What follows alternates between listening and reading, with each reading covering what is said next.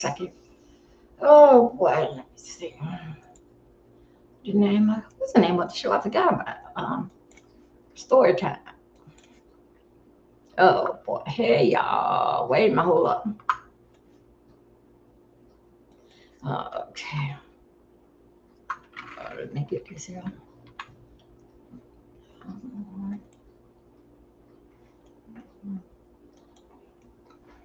Okay. I did that. Hey you guys. So I got the time on. Hey y'all, I'm here. I am here. I was playing. Y'all remember back in the days? Y'all remember back in the day when with JC Penney, right? Y'all remember when JC Penney used to take pictures, right? That's what I was doing. Y'all help me trying to understand the basic, like how do I really do look? Hey everybody, welcome. Hey, Kick, what Kick's at? Kick's in here. Oh, let me tell you, Kick, y'all, I got to really do decide that I really wants to do the Discord, and I got to read up on the Discord based like what the it. Oh shoot, I'm gonna turn this up here. Okay, hello. Okay, here we go. I have to do what is the Discord. I when it first probably like a year ago, I checked into it, and then I heard that dealing back over here because this is a trashy sector over here.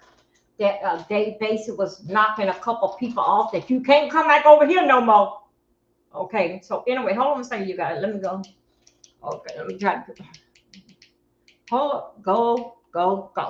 Which one is up too bright? Wait a minute. Now see what I'm saying? Sometimes I can't get no light. Sometimes I get too much light. All right. Hey y'all.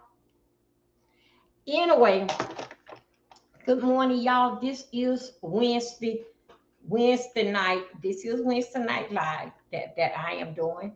And so it rolls us up into the morning time, those that's on the eastern coast and those that's in North America. Okay. So anyway, this is what we get. How y'all doing? I know I'm getting back on schedule. Y'all got to understand, your girl been going through a whole lot, really for a whole month, a whole month, really. But I try to, even though that I am awake and I'm not sleepy, but it just somehow or another, like how the mind. Child, look at the child. I'm trying to do something to do. Y'all don't think that. Y'all know I colored my hair the other day. Oh God, do gee. Y'all, I just love this color. But anyway, let me tell you. Um, anyway, I know it's a chlorine bring her ass in here. She better be bed, going to bed. Hey, boo. Hey, come through, come through. Hey, thank you. Do me a favor. Please, y'all, please like my video. And we gonna be talking. I'm gonna talk a little trash, but I'm gonna keep it as good trash. Okay. And we're gonna go around and we're gonna talk about a couple things. Y'all, you know what? I got to go and get some gel and do my hair. So anyway, so much for that. Anyway, thank you guys for coming over. Thank you ones that's up there in the bushes. I appreciate it. Big up yourself. Thank you. Thank you, Rumbo. Rumbo. You know what? I had to turn you guys back on. So anyway, and thank you also. A big supporter is Kicks. Thank you. I appreciate it. I thank you. Big up yourself, everybody. Now, tonight is tarot card reading. All right. I have not forgot my schedule way here. I like it. Thank you. I have not forgotten my swag, and the bay has how that I do things. Y'all, the mind is a terrible thing to waste. And then when you got a lot going on, and then also too, I want y'all to come with me. I need y'all to come with me. Come on in here. Don't stay at the door. Come on in here. Them mosquitoes.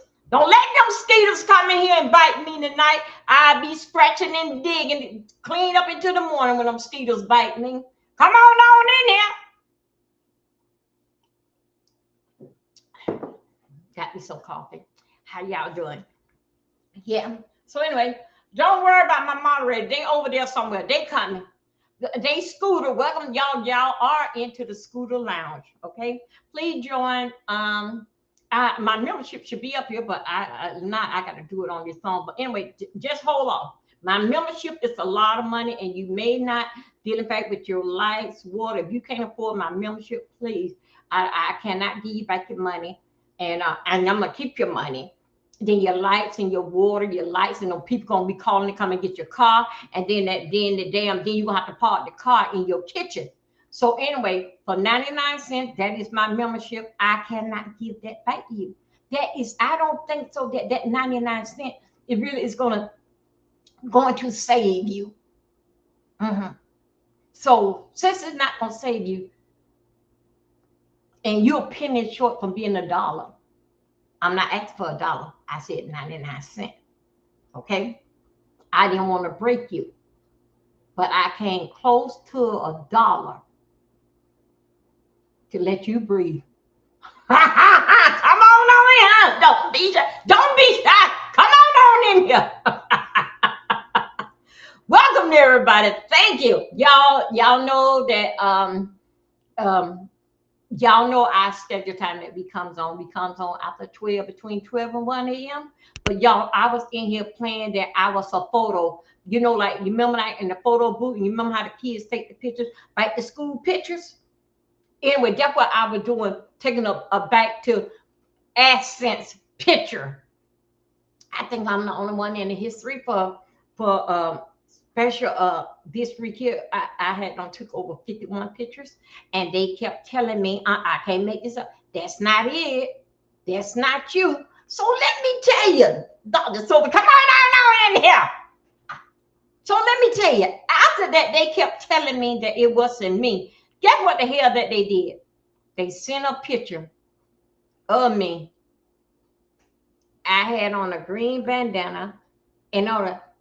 I think that was when I was small. I'm a fat woman now.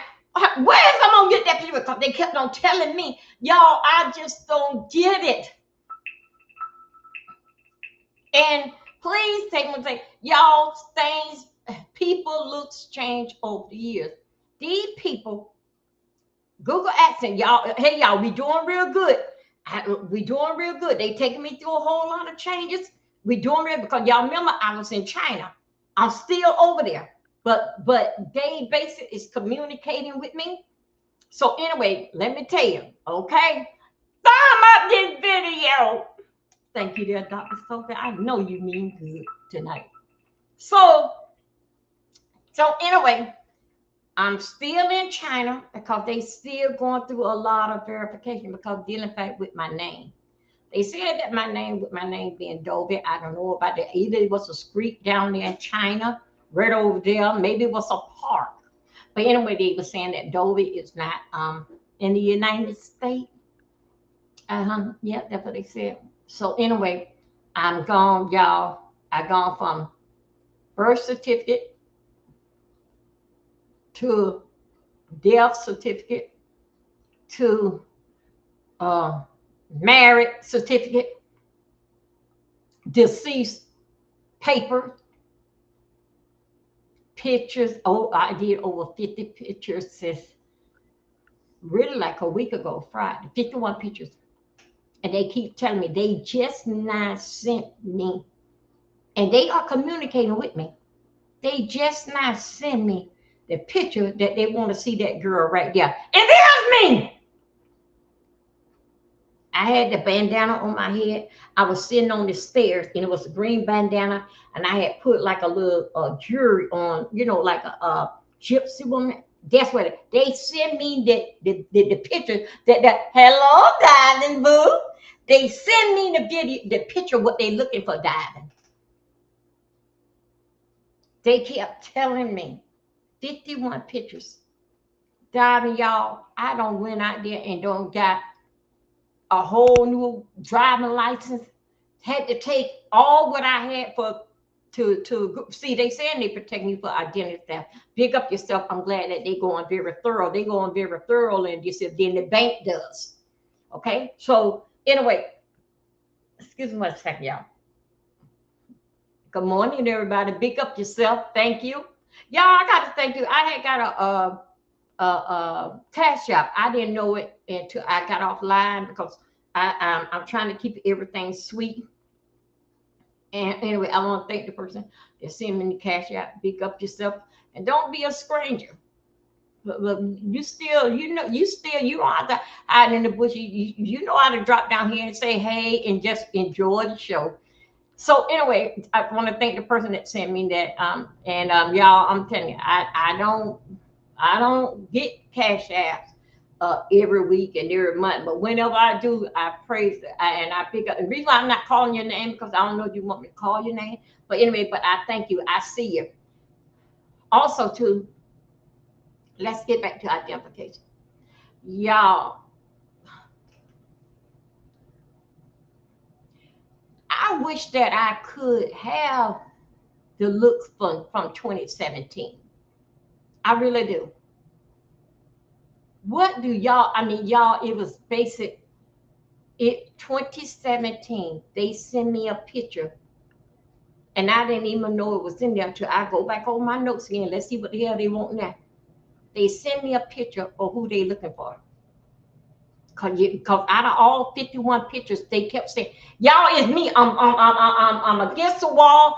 I was against the kitchen cabinet. I even talked to a friend and say, you remember when we was in school? What kind of and we used to go and it was picture day. What do they had in the background? My friend said that back then they had a black background, but things don't change. And I said, but what about the kids in school? She said, oh no, they do different backgrounds, especially when they're like springtime. So I like, oh hell damn, I'm stuck. So anyway, I take a picture. Then I had put up, y'all know like my back screen, my backdrop. You remember the green one that I had? Okay. So anyway, I took a picture with the green backdrop. I'm ready. You know how people come back and tell me, we don't want the backdrop. I say, okay. Y'all, I had to Google and see what North Carolina driving license look like. All right. The lady gave me the driving license, and it was pretty to me. Shy. Them folks were saying that the driver license was clipped this way and that way. They don't want no real driving license. And I say, I don't got them last month. Y'all remember? I said, what? Then I go and Google what North Carolina driving license looked like. Y'all, it showed me what I had. But when I saw the driving license, I said, oh, this is a pretty, they little background, how they didn't say North Carolina. And I said, oh, this pretty, but I still had my Florida license. Okay? Now, don't forget now, y'all know how long I've been fighting. I lay off in them, but I also to see my coins right there. I think about everything I lost all doing over the years, over 9 years. Well, I don't lost. Then in fact that giving somebody that say they want to help me and giving them my password because I didn't even know nothing about it, and then they just mess me up and they kiki and they laugh about it. Okay. But I got to say here today, God don't like ugly. He ain't care too much for pretty. Where you at now? Where you at now? Okay. Now I need y'all to come on in here. I ain't gonna get mad, but come on in here. So anyway, so let me tell you. So as I go through my trials and tribulation of 7 years, 7 years. No, not 7 years. No, it was 2017. It been 9 years. So I say, let me buckle down.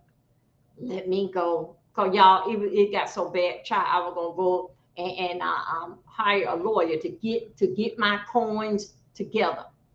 Even I have a friend in California where they are at. She went over there, through there, yonder, caught the train and the bus all around there.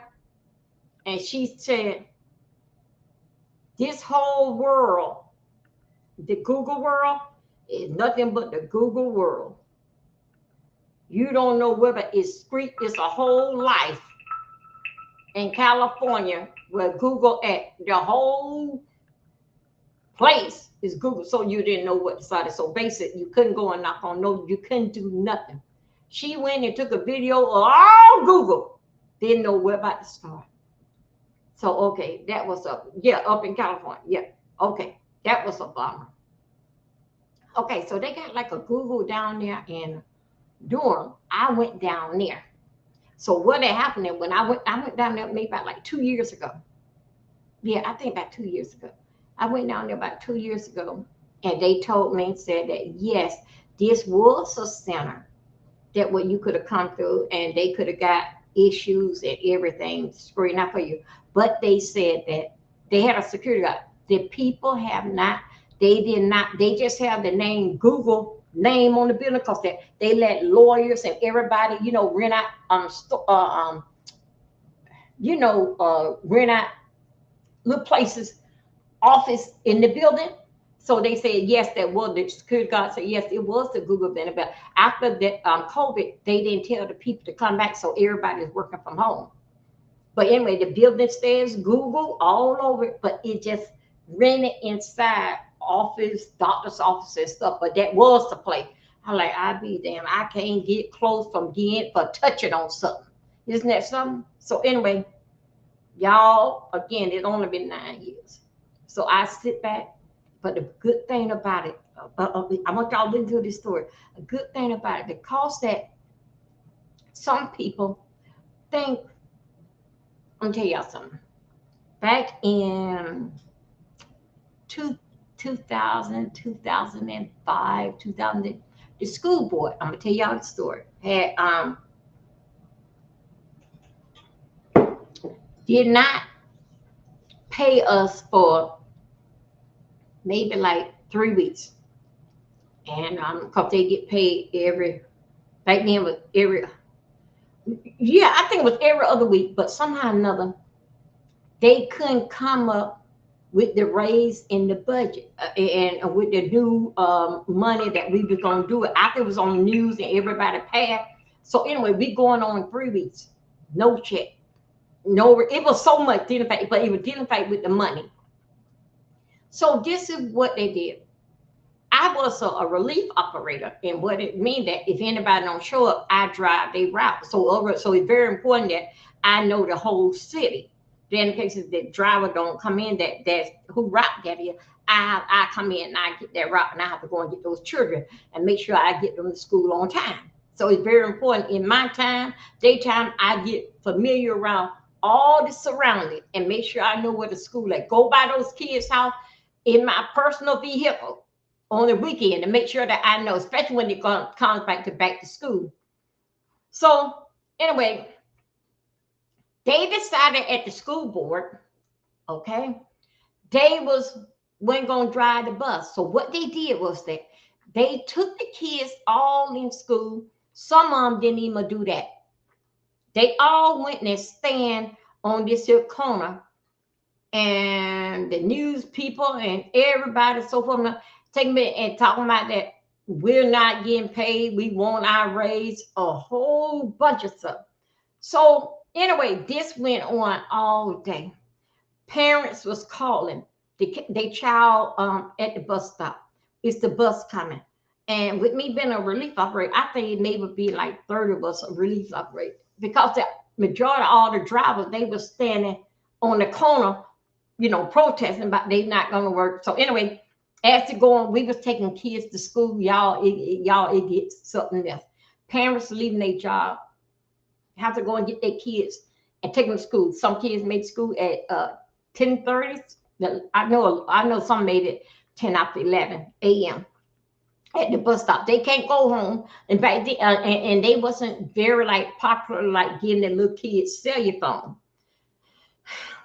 Y'all, now don't get now. Okay, so now school get out. Even more drivers not coming back.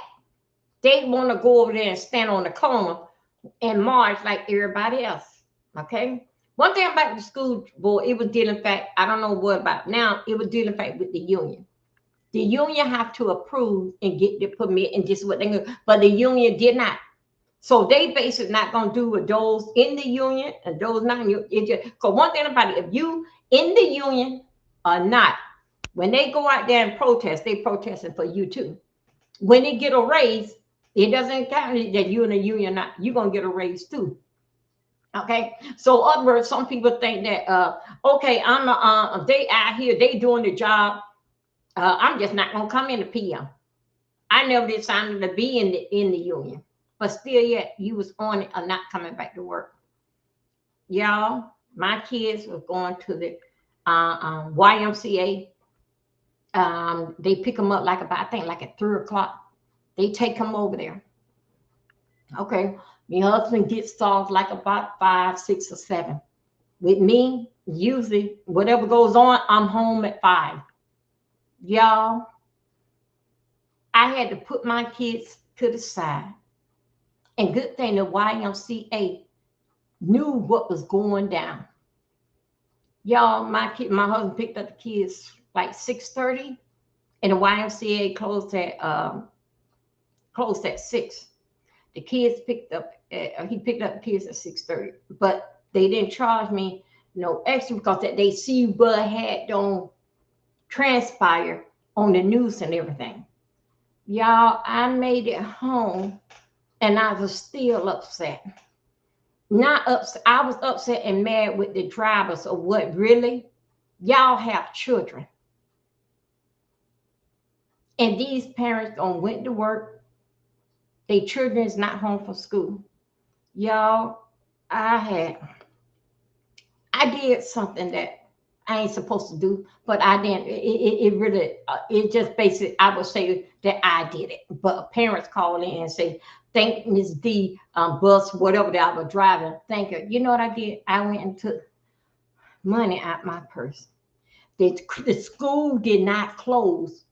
We got all these children here waiting on for the bus. Some parents went into the school and said, where's my child and all this stuff. Some kids, the bus driver had to bring them into the bus compound.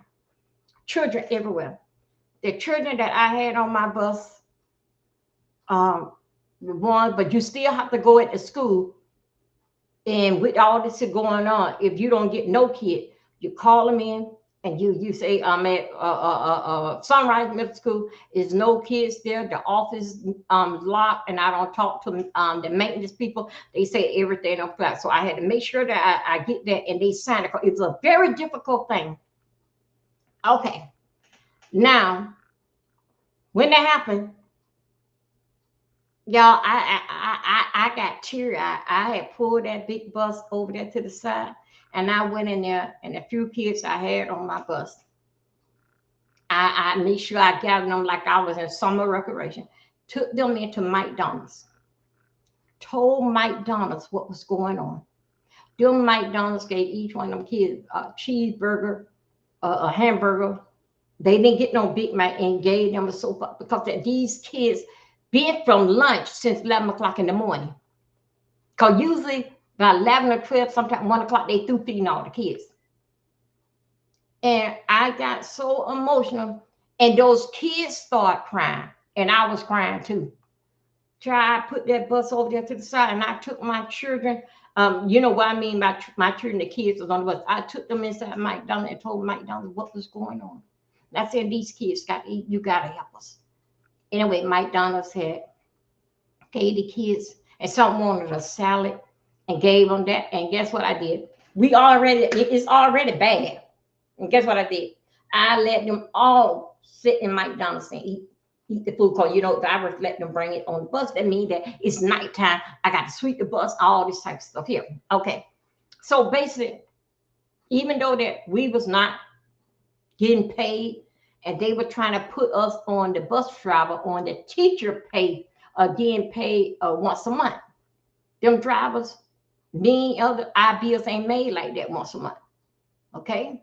Because one thing you gotta understand, the teacher them, for what I'm saying, they get a base like a advanced check or somehow or another how they get it, and then they click in once a month. All right, that's what was told a long time ago. I don't know what's happening now.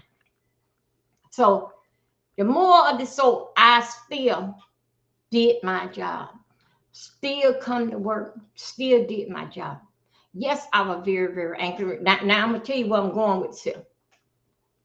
Yes, I was very angry at the drivers because that, damn man. So it's okay for you to be a driver and your kids stuck at the school. And then some other drivers went and got their children and bought them there to protest too. Children could have got hurt. You know, it just so much went through my mind. But guess what? But I continue to work. I continue out of all it, and they was like, Miss D, you gonna go out there? They ain't paying you. I say, they'll get it right. Now, 9 years.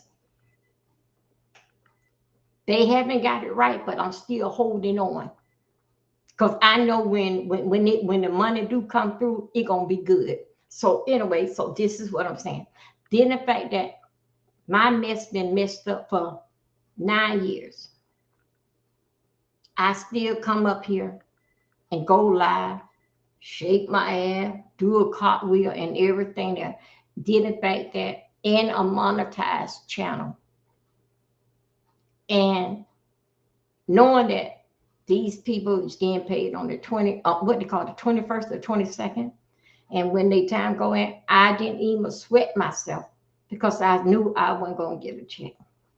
And did a fight with the people, you know, I get little to no cash out. And I probably get a cash out once every 2 months or something. But I still kept pressing on. And I am still pressing on right now. Now, right now, I got how many? 5 of us on, 5 of them on, right?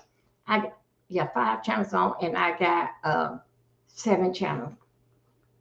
Those channels, I have to pay for that. But because that, y'all on with Restream, because I'm used to paying that amount when I was with StreamYard, I'm not going to keep playing StreamYard for their foolishness. I got to move on. Now, hold it. Now, let me tell you something. You see what the school board did? When they did release the money was good. It was good. But guess what? Them drivers didn't have no job. And someone was shifted out to bus lots in a whole different county, a whole different city. And they got you no longer in this here way, it only take you 15 minutes to get to work. Now it takes you an hour to get to work. So basically what they were doing, that the bus company was doing, they want you to quit. They don't care how long that you've been here. So they'll put you out to, we are in Broward County, right there on the Miami-Dade line. And you live way somewhere else. Dealing in fact with traffic until you know we had to be to work at 4:30, 5 o'clock, 6 o'clock. We all had different times that we come in.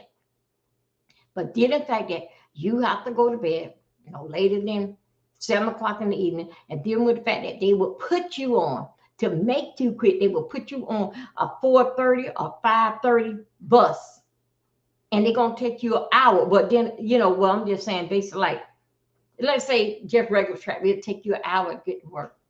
We know it's gonna take you longer to come home. They force you in.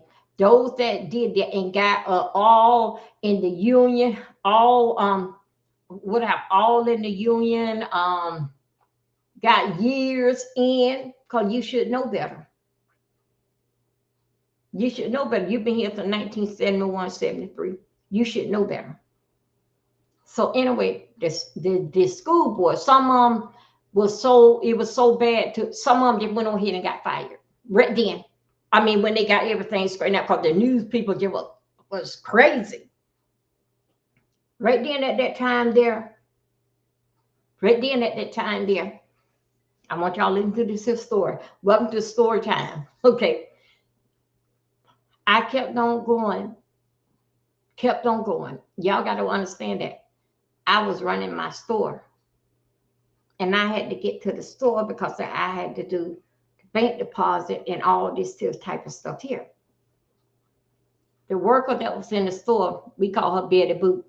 Betty Boot called me and said that, hey, Miss D, hi.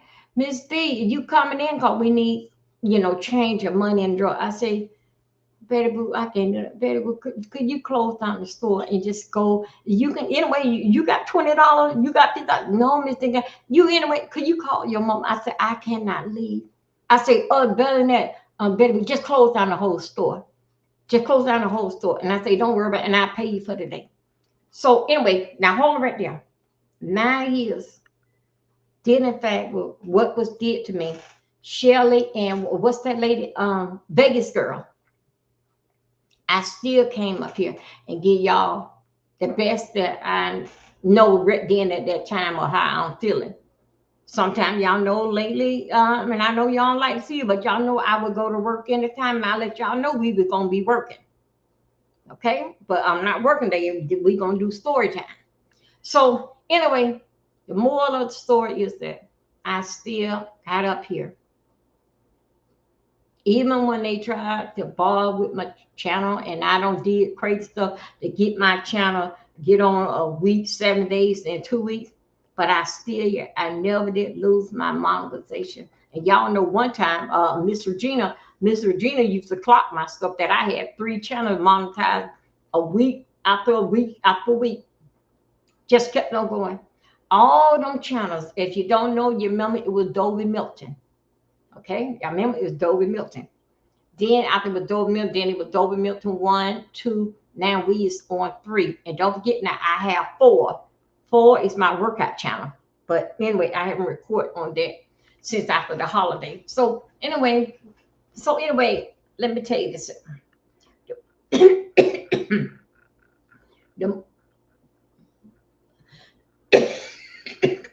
See, like I smell marijuana. I'm the only body in this building. So back around here. I'm the only body. Excuse me 1 second, you guys.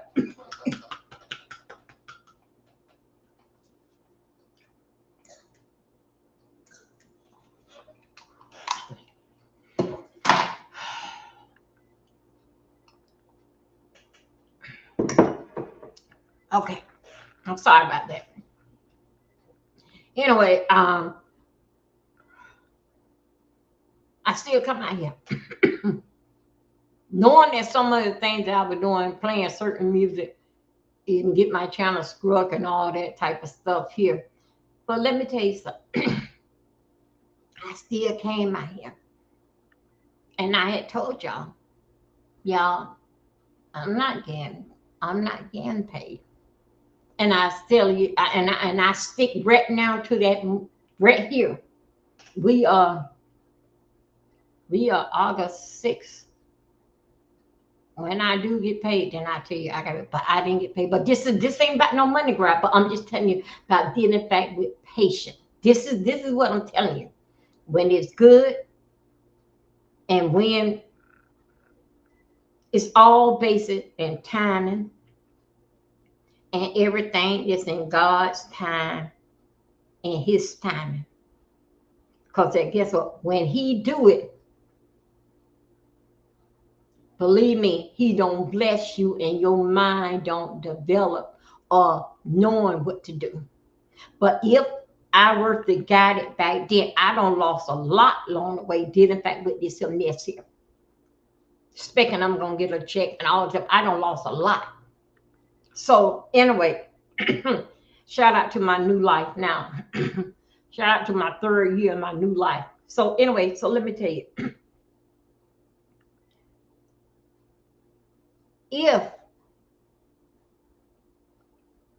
I wasn't too much in a hurry, because I knew when the time do come, I knew what I'm gonna have to do to get it. And I know I'm gonna have to keep my foot on their neck and just really go full force. If I were to got it back then, and even if I were to got it today, the Lord knew back then my mind wasn't developed enough. I would have messed up the money. So He know with me by myself now. I don't have the children. He wanted me to do everything, face it on my own, but depend on him to see me through it. Because I'm gonna be all right. As long as I let him lead me the way. See, because if I were to lead the way, I would have got the money, and then here I go, don't have no kind of what I had, what to show for it, what I did with it. Okay, it's all in God's time. When He bless you, He gonna bless you with tenfold and much. Let me tell you something. Do y'all know my channel, Dolby Milton? Don't y'all know? Oh, it's y'all don't see them. Uh, uh, you know Dolby Milton one and Dolby Milton. Don't you know that those are already monetized? Don't you know that it's money already on those channels? It been there. I just went on to two. Two. It's monetized. It's money over there. I'm working on Dolby 3. Because each time that somehow or another how that YouTube do it, dealing with the apps, the accent,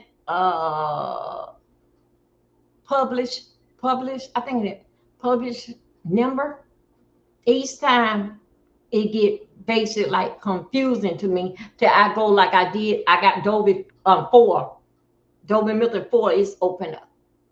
But I didn't know did the fact that with things was so messed up with Dolby Milton, I had to basically do things over. But right now I see what they are doing. Right now I see what they're doing. They found it because just today, tonight, sometime or another, they send me a picture of me. And tell you the truth, I didn't want to like, who is that? But I do know, I know it was me. And I'm like, oh my God, look, I was so scared, but so fine. So anyway, the moral of this story is that in God's timing is the best timing. He is too wise to make a mistake. When He bless you, you're going to know that you've been blessed. Okay. But you go and you do things on your own, and we can tell about a lot of things that we have did on our own because it's something that you want. It ain't, and you can afford it. And I got a lot of money. I'm just saying, for example, I got a lot of money I can put down on even buy cash. When you do buy things cash, and when you buy things that you can afford, not always you're going to keep it. I don't think y'all hear me.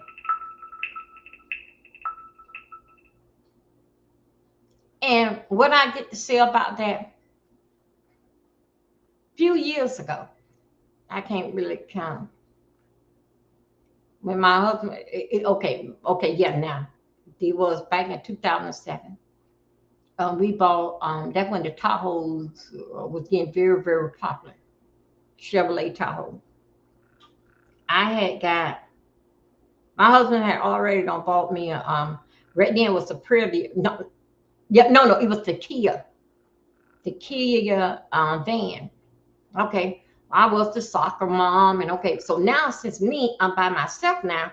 I'm no that the kids don't, they out of soccer and everybody don't grow up, and so basic. So I goes out there, I go and buy me a black Tahoe. I just went there and then the van, the Kia van, it was already paid for cash. I goes out there. The people I was in and out of there in 1 hour with a brand new what it was, the Tahoe. My husband said, no, no, no, no, no, take it back. I don't care because the Kia was nothing but a year old and it was already paid for. No, no, no, because guess what? I'm working at Disney and things are going good and I'm in the money and all the type of stuff. My husband said no. Each time that he said no, no, no. And I wasn't basically listening. He said, take the car back. Get this. So we passed by the car on the, like on the road. They had my Kia van still back in the back. And my husband said, don't come on until you go and get that car. No. And then back then, the Tahoe was going for like 62. I didn't care. Mm-hmm. I didn't even scare. I sat there. And then what I can't understand, you didn't want me with the Tahoe, but still yet, when I told you what I needed from the bank and them people gonna be calling you, why did you give them the money? Okay. So anyway, the Tahoe, I changed from the Kia to a Tahoe with payment. So sorry now. I want y'all to listen to the story. This is story time. Welcome everybody. When I tell you something about my life, it ain't nothing but facts. Excuse me, you guys. So let me tell you, he he fussed, argued, he couldn't sleep, he wouldn't come to bed, dealing back with this here Tahoe. Dealing back with this Tahoe, but still yet, when you go and play dominoes, or when we go out of town going to New York, we always drive the Tahoe, and you look pretty good in that you happy. So anyway, he had a Silverado, Chevrolet Silverado. That's when we got that. Well, you know, everything based what how it was going then in my life. Everything was paid for basically. That Tahoe was the first time I ever had payments, because that dealing back with a man have more patience than a woman. A woman say right now, no, I'm getting right now, and honey, I want it now. She don't care if the man have to work it. Oh, come on, I need y'all to come and go with me somewhere. She don't care if that man have to work himself to death. They gonna get what they want. Okay, now hold it right there. Let's talk about work himself to death. I supposed to took it back. I didn't care. That boy, Lord have mercy. That doggone Nicholas stole the car, and my dog was named Bo. We call him Old Bo Dilly. Bo used to stand in the window and bark, bark, bark, bark, bark. The streets are dark. Well, we living in the country, but the streets are dark. Ain't nobody. But that goddamn, Jesus, that damn ass Nicholas, Bo was barking so bad upstairs. Bo, what? He'll come in the room and he'll shake his tail. He'll go back out there. I'm in the computer room, and he just was done. What is going on? Because outside is dark. Only lights is on if when you turn on your porch light, because they just we was out in the country. Come to find out, I finally got my ass up out the Bo barking for 10, 15 minutes. I'm used to him damn barking at stuff.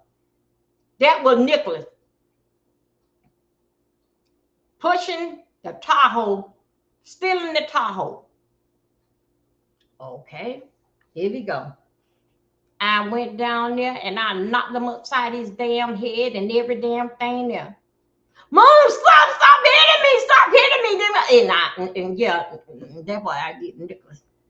Time go on. Time going now. We talking about the same old Tahoe. Remember the man said, the man been told me for him the 30 days. Take the car back, take the car back. I ain't paying for this and that. No, this, that, no.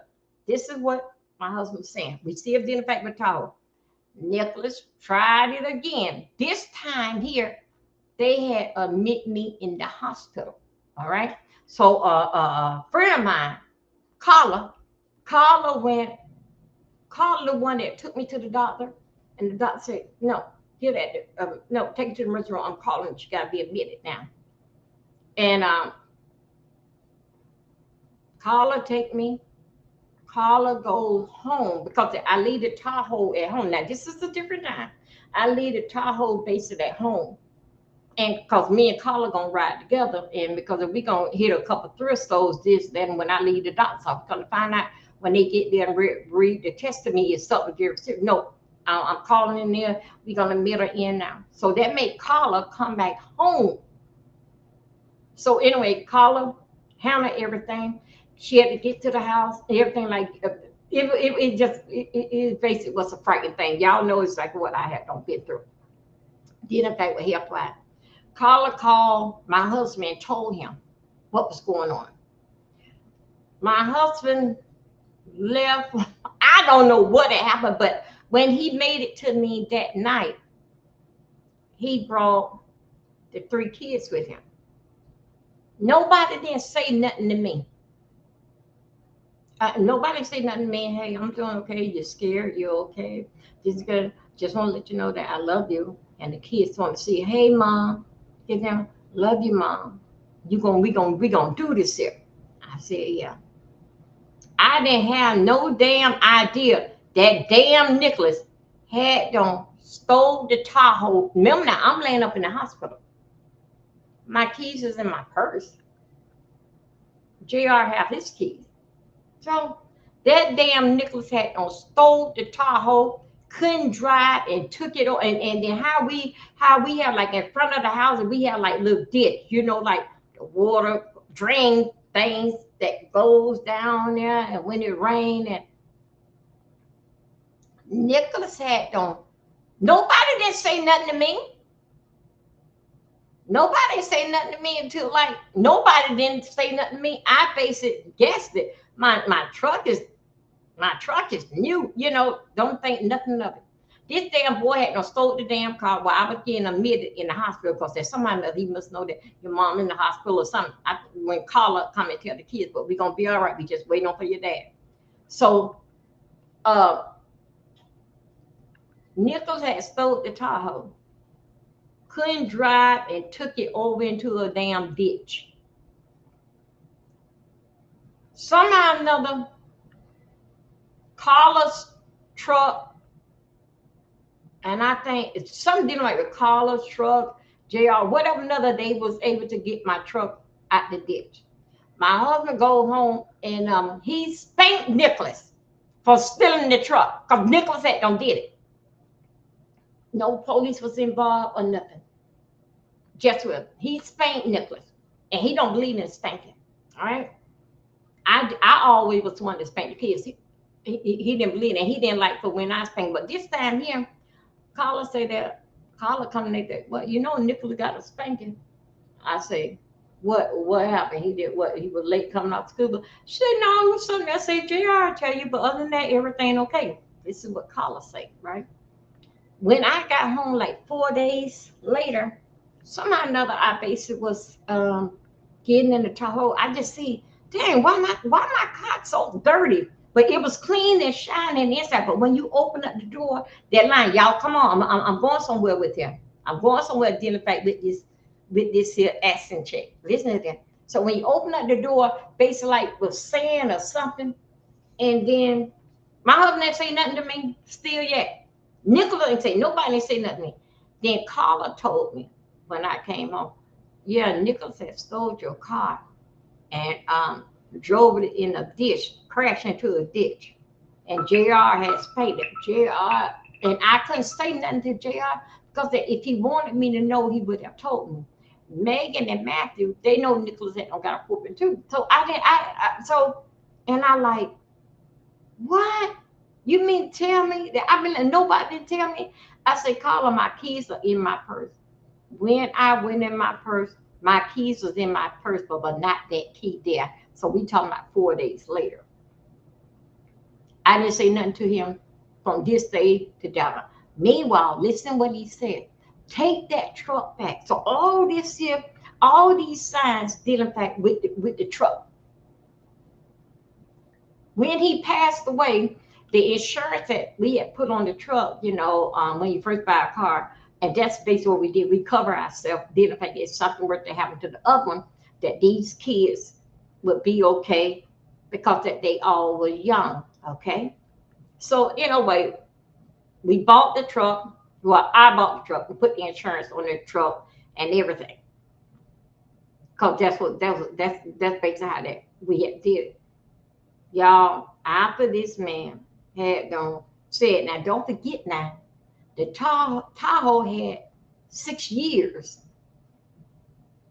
I didn't have everything. I didn't care. It's just money. We're gonna be working the rest of our life anyway. That's basically like my attitude was. Yeah. When he passed away, um, I ain't think too much of it. But somehow or another, the truck was paid off, dealing in fact with the insurance. The truck, the Tahoe panel, the same old Tahoe he was saying that take back, take back, take back, the same old Tahoe. He happened to pass away 2 years later. All right, yeah, 2 years later, he had passed away. So that made the Tahoe all paid off, and then the insurance company sent me a check. So anyway, making a long story short, I'm telling you about being patient, doing things in God time. Because when we doing eye time, it will mess up. Now, here we go. Miss daughter, she suck her two fingers, these two or these two. So she's like, she wants to get her friend. Here I am. I do a charter bus then. We were doing the battle of the band. We were doing Bethune-Cookman College. And I was one of the designated drivers that was driving Mr. Dr. Cook. I was the main, I was the first bus that was gonna, that he'll be riding on, right? So anyway, and I was the one that was gonna show them the way, because I'm driving number one, that gonna bring them through North Carolina. All right, well, we can go up there for the kids to do their thing. Remember now, this man had said, don't, and then that's when it started shining more into my mind. When the truck, when he had passed away, it kept on with me. Take the truck back, take the truck back, take the truck back. I wouldn't. The truck get paid off. Did in fact, when he passed away, y'all won't believe this, but you know, when that truck got paid off, I didn't even have that truck. I don't know, maybe less than a year after his death. Did you know that Megan don't know how to drive? Got my keys. She gonna teach her friend Janae how to drive. And Janae is the driver. And Megan sits right over there. Don't know how to drive, but she gonna teach Janae. And here I am. I have to be to work 10 o'clock that night. Because that, you know, doing battle of the band, we got to get up here. And we pulling out at midnight. Child, the police knocked on the door and asked me. The one that always running up, the same officer, they have like an officer that take care of the kids, basically like in the neighborhood. Their parents don't have to call the police. Say you always just call Officer Bass. Officer Bass gonna run their ass down. Then he gonna take them to juvenile detention center, and then he'll call you and tell you come and get them. But he like to scare them up and put the handcuffs on. They be crying and all that type of stuff there. So anyway, the Tahoe get wrecked. The police came and knocked on the door and told me what had happened. And he told me that, but the girls are okay. Child, that was the end of the Tahoe. You see, in God's time, if I were to listen when he was, I wouldn't be right here, North Carolina today. I wouldn't be in North Carolina today if I had listened to what my husband said, and to take it back, no, don't get, and then also to right now, all this here plays. Okay, no, when I started my channel, no, I didn't. No, I have Tahoe. I had my company vehicle. All that took place is not a hard head make a soft behind, and I had to learn, and I'm still learning right now today. So based like that, with this here story time, what I'm telling you, it's like that. Don't rush it. When it happens, it's going to happen. I will be in a better mind frame. Okay. A lot of people say, Dovey, you had the money. Why did you go and move in with Just Read My Book? The first thing is that I had just went through addiction. All right. And then with that addiction, it was like the COVID thing. And then the people on the internet, they was telling me basically like what they do. But somehow or another, my timing and COVID timing and the rent place timing wasn't timing. So anyway, with that, they paid, COVID them paid like the back rent. Now okay, now listen to this here. I was holding the money because they said that COVID finna finish up, and the government somehow or another, they were paying rent. Go over there. Don't be, yes, we're gonna Google it. So anyway, I followed what they had said doing. Lord knows, behold, the COVID come. No.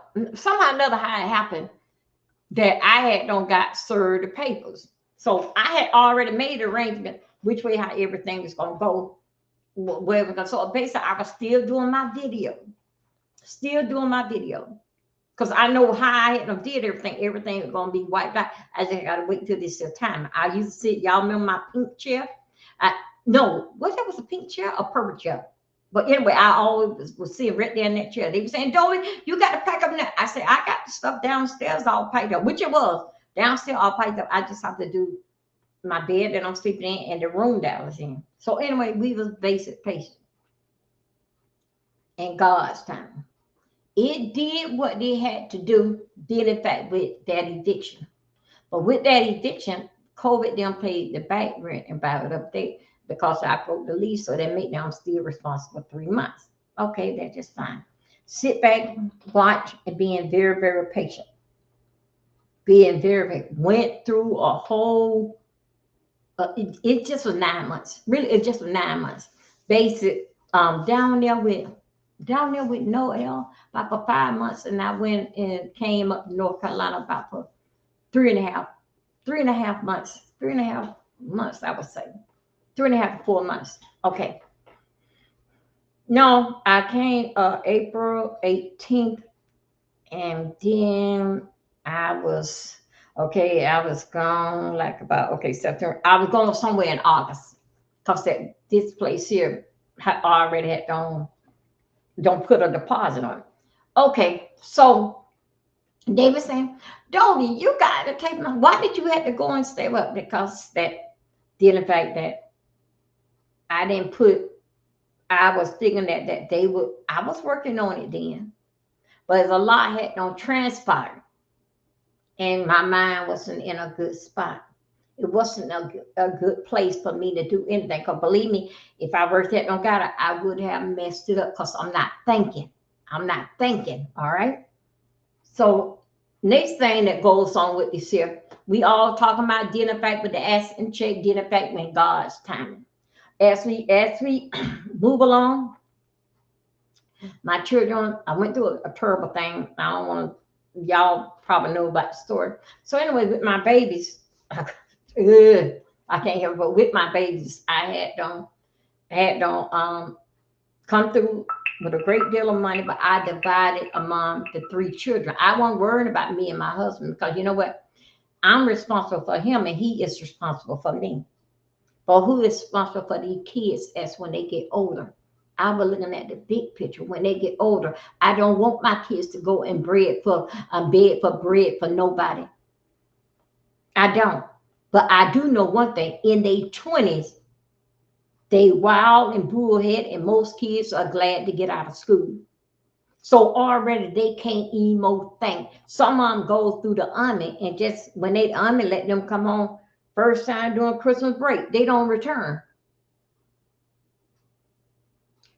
Sometimes school give you scholarship, and sometimes depends on how much that it is, and they basically see your future in there. Because you remember now, the school do if you are interacting in sports and basic after they give you your program doing to get a school jacket, and majority of the time they will the school will that's how it turns dealing fact with this money, this situation and education, and school will direct school over to you according on dealing fact like with your grade point average. Some of them have to go to community school, uh, and some of them can grades okay. They can go to out of state school because the school was to put all that in the computer and it'll shoot out. But still, in fact, with the local school, like the community school, basic that they already know who goes into the computer, but they still got to get always. They have to direct the kids on to their future. Okay, it's up to the kid they want to go. That's why a lot of kids go into the army because the army people that be there to the not the army, but I mean the service people be there for to guide you on, for you can be the best that you can be. Okay, how y'all doing today? Welcome, welcome. We doing story time. So anyway, when that had don't happen, I was looking not getting back with my children. So what I did was that put their stuff into annuity. Annuity. And then now time that I thought about it, I could have went in there and broke the annuity, but it would have been a big penalty. No, I'm gonna mess up. I'm gonna mess up. If I give it to them, that basis for them. If it be messed up, something they can't say that their mom and dad then passed away or whatever, and then they didn't have nothing to turn on, nothing to show for it, have anything. All right. So I did that for the 3 kids, and look what happened.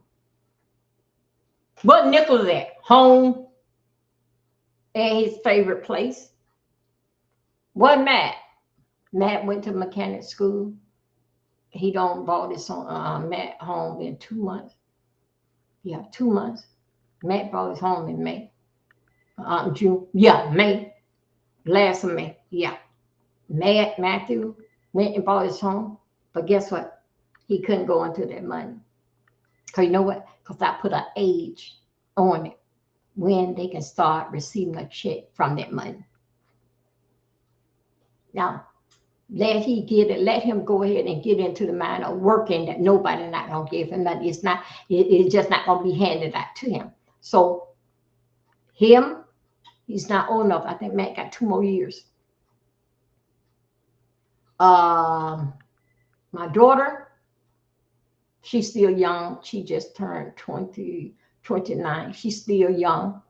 Check me.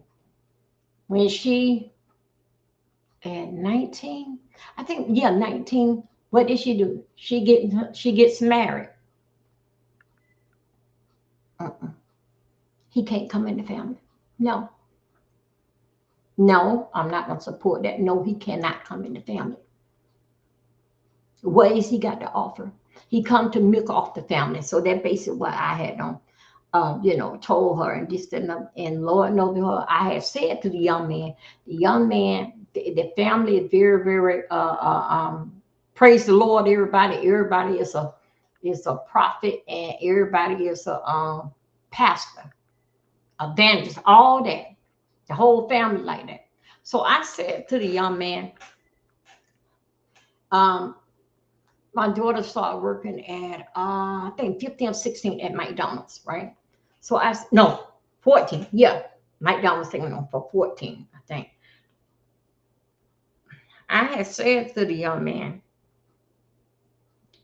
I think he was 2 years older than Megan.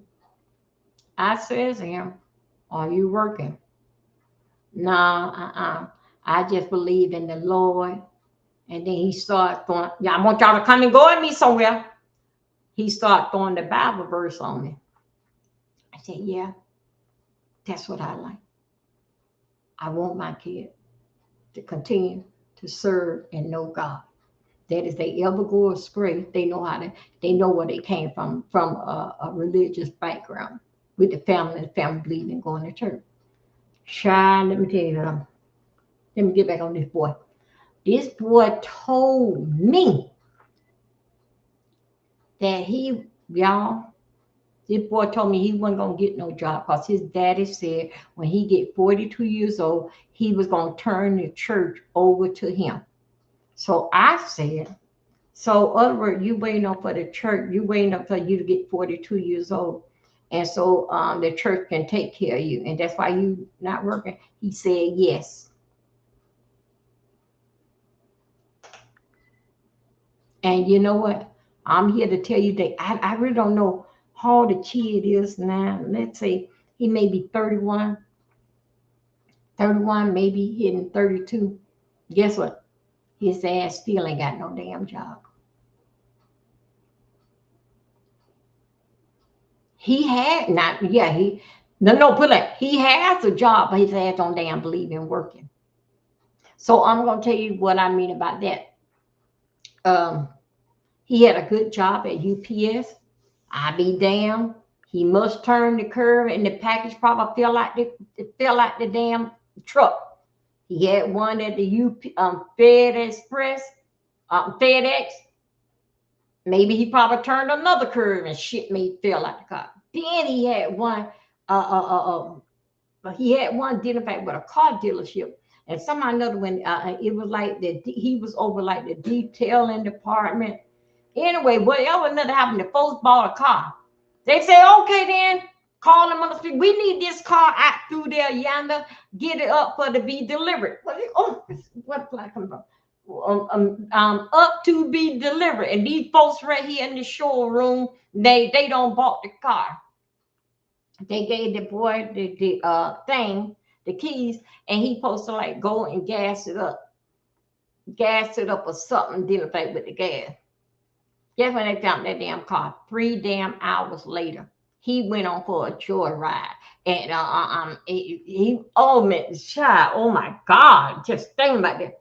Anyway, now the company did good for him because they supposed to put that what you call stealing. They could have had him arrested, but they went on ahead and fired him. Dealing fact with, he did bring the car back, but with 3 hours later. All right. And then basically, I don't know much about like what happened to the deal because that he wasn't there. And Megan told me about it. Now let's go here. Now I told y'all about 3. It was another one that he had. Y'all, this was this year here.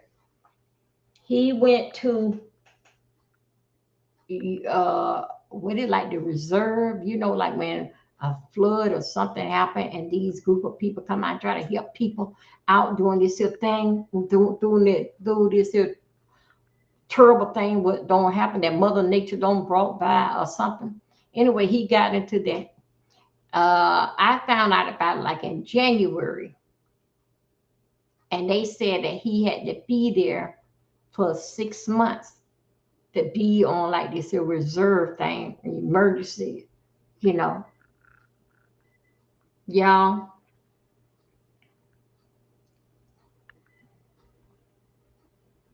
he went to the reserve.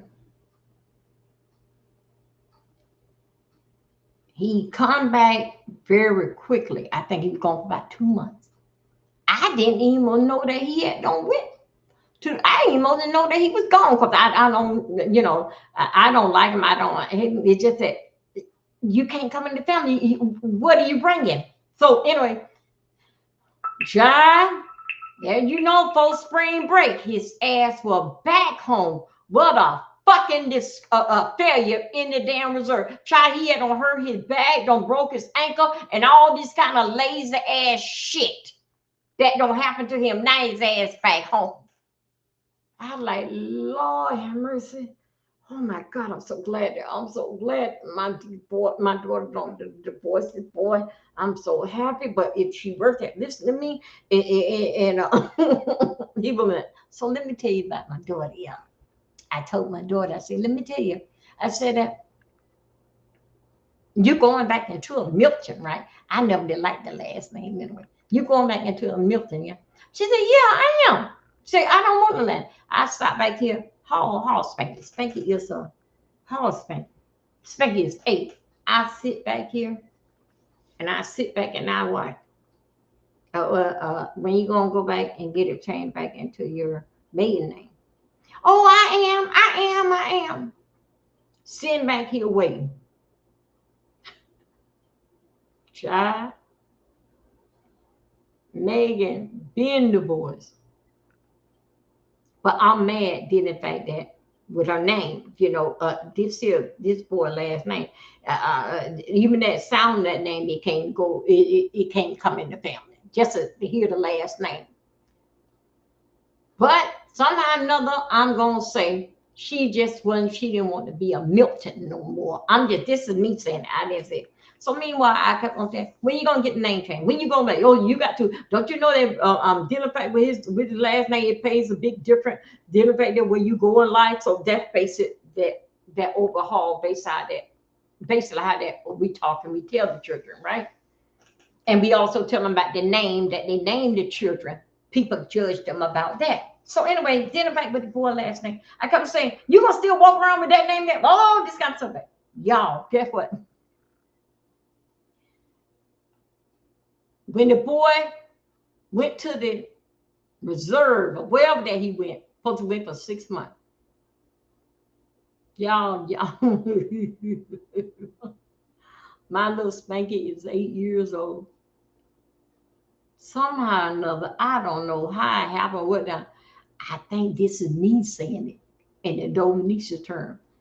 When Megan found out, now she didn't tell me this here, but y'all know I'm finna fix it up.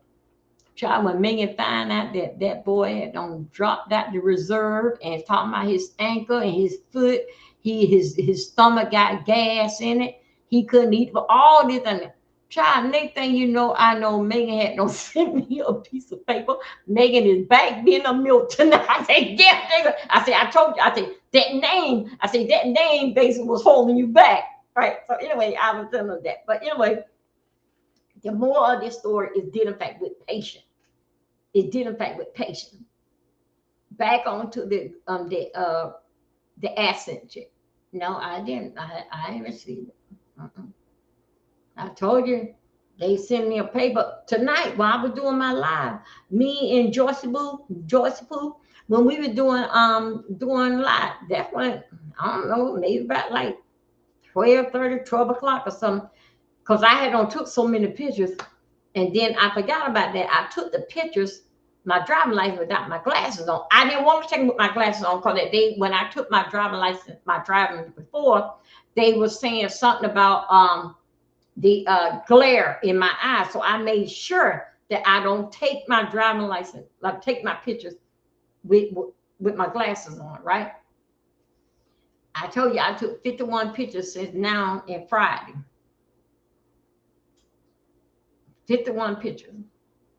I put on the glasses tonight because I got to look and see what they are talking about. Why they keep saying that they can't is blurry, not clear. All this is what the people's telling me. Y'all, I was so dumb. This is what I did. I go and I put on my glasses. I don't see what's going on in here. I go and put on my glasses and I start playing around with the phone, right? Then it say, send it. It come back, say blurry. And I'm like, what have I seen on with the glasses? And the glasses is clear. And I know this is clear. I had to come with my common sense. Girl, look at it without your glasses on and see that's how that, see what the people is talking about. Because that you see clear, that's because you got on the glasses. You went down there and took the picture without the glasses. So you're going to have to focus this here out to see exactly what the people saying. Because I kept on saying, these glasses, what are they talking about? This is not blurry. This is perfect. This is perfect. That's what and I mean, I'm just going through all kind of panic attacks. Laying on the couch, laying on the floor instead of pouting. Did in fact that these people keep coming back with, that's not it. It's blurry. Take another. All this type of stuff. So anyway, I had to come with common sense tonight. Girl, take the glasses off. Reason why it's clear to you is because that you got on your glasses. Y'all, I was so ashamed, embarrassed. So this is what I did. I closed the bathroom door, right? I took the tape. I had took this here tape here and I put it, hold up. I had put it behind, my God. And then in this apartment, the walls are in here, basically is eggshell, right? And I took this here and I put it right behind my license. And get what I did? I put it on the I put it on the bathroom door and I put the license on him, right? So I turn on so I turn on the hall light, right? And I turn on all the lights here, make sure I don't see no glare. Now I don't call myself on got smart. Make sure I don't see no glare because I got to take it with my glasses off.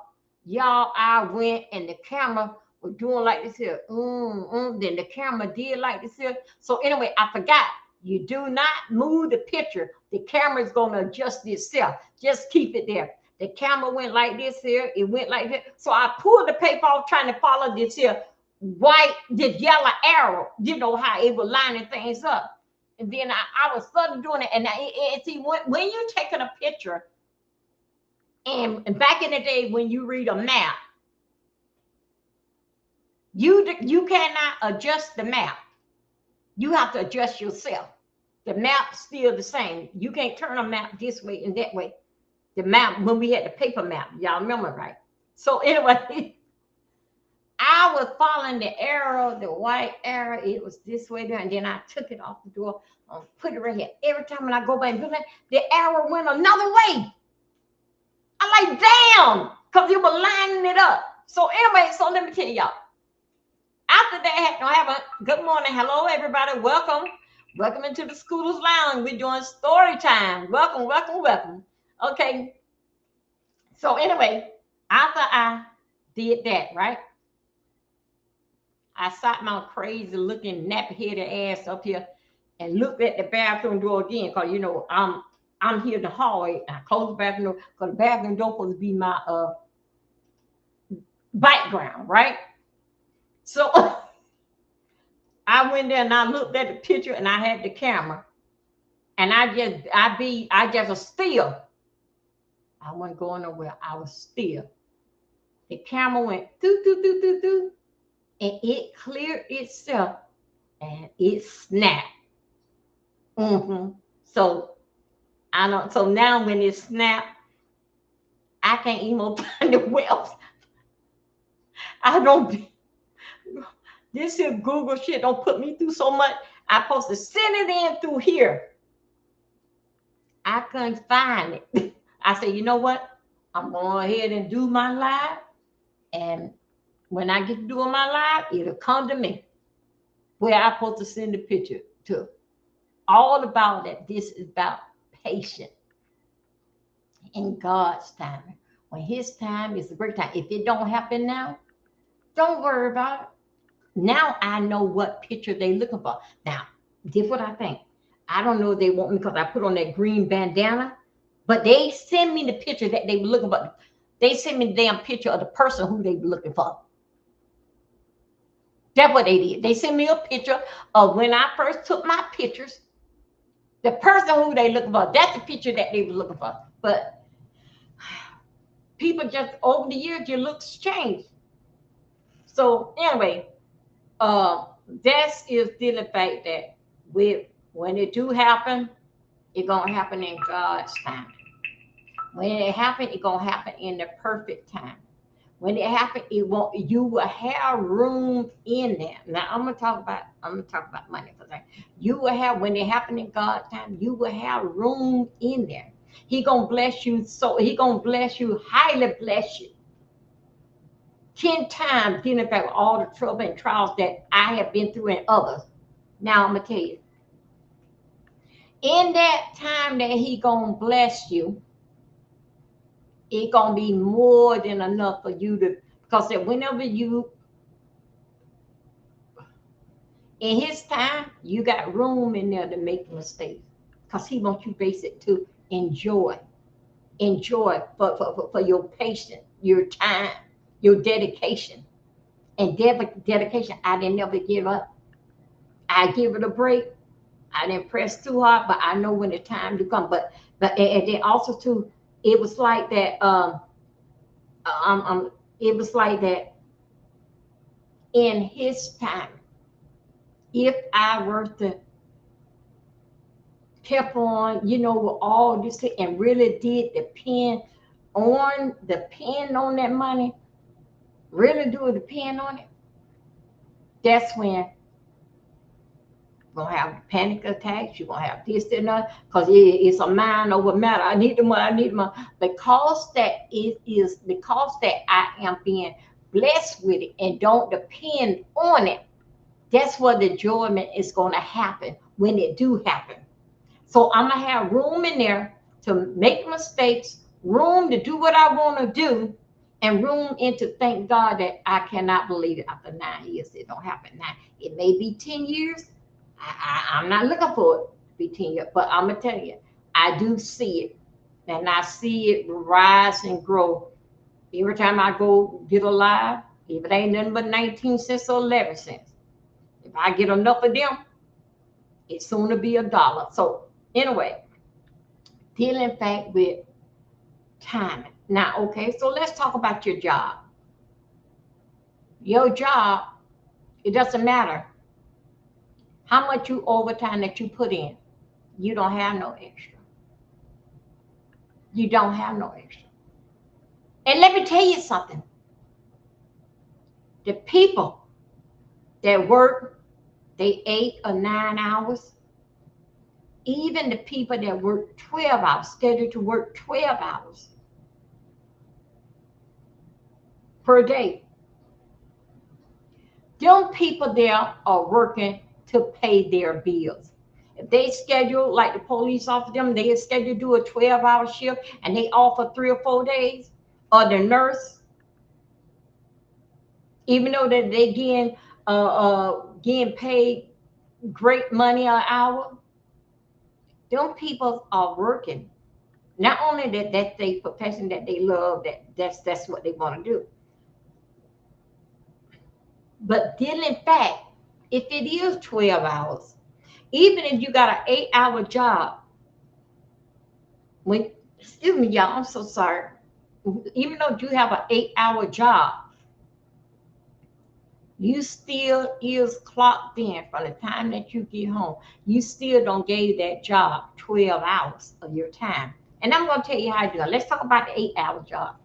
Giving them your time is that you got to get up early. Because you're thinking about job. When you get up in the morning time, you about your job. Start counting your time right then. Start counting your time then. Then count the 8-hour shift that you're supposed to be. I look clock at it. Don't limit. Okay. Anyway, then you count. Then in fact with the 8 hours that you schedule. So 8 hours really is like 9 hours because then you got to take your break and all that. So that basically just 9, but still yet 3 hours more. 9, 10, 11, 3 hours more. 9 hours, that including the break on your job. You got 3 hours. 3 hours. That's 12 hours.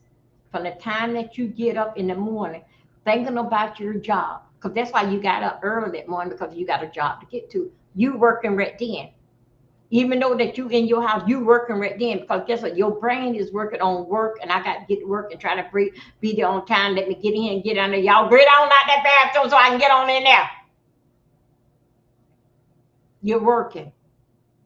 That is where an 8-hour person comes in at, that you don't get 12 hours. Now hold up.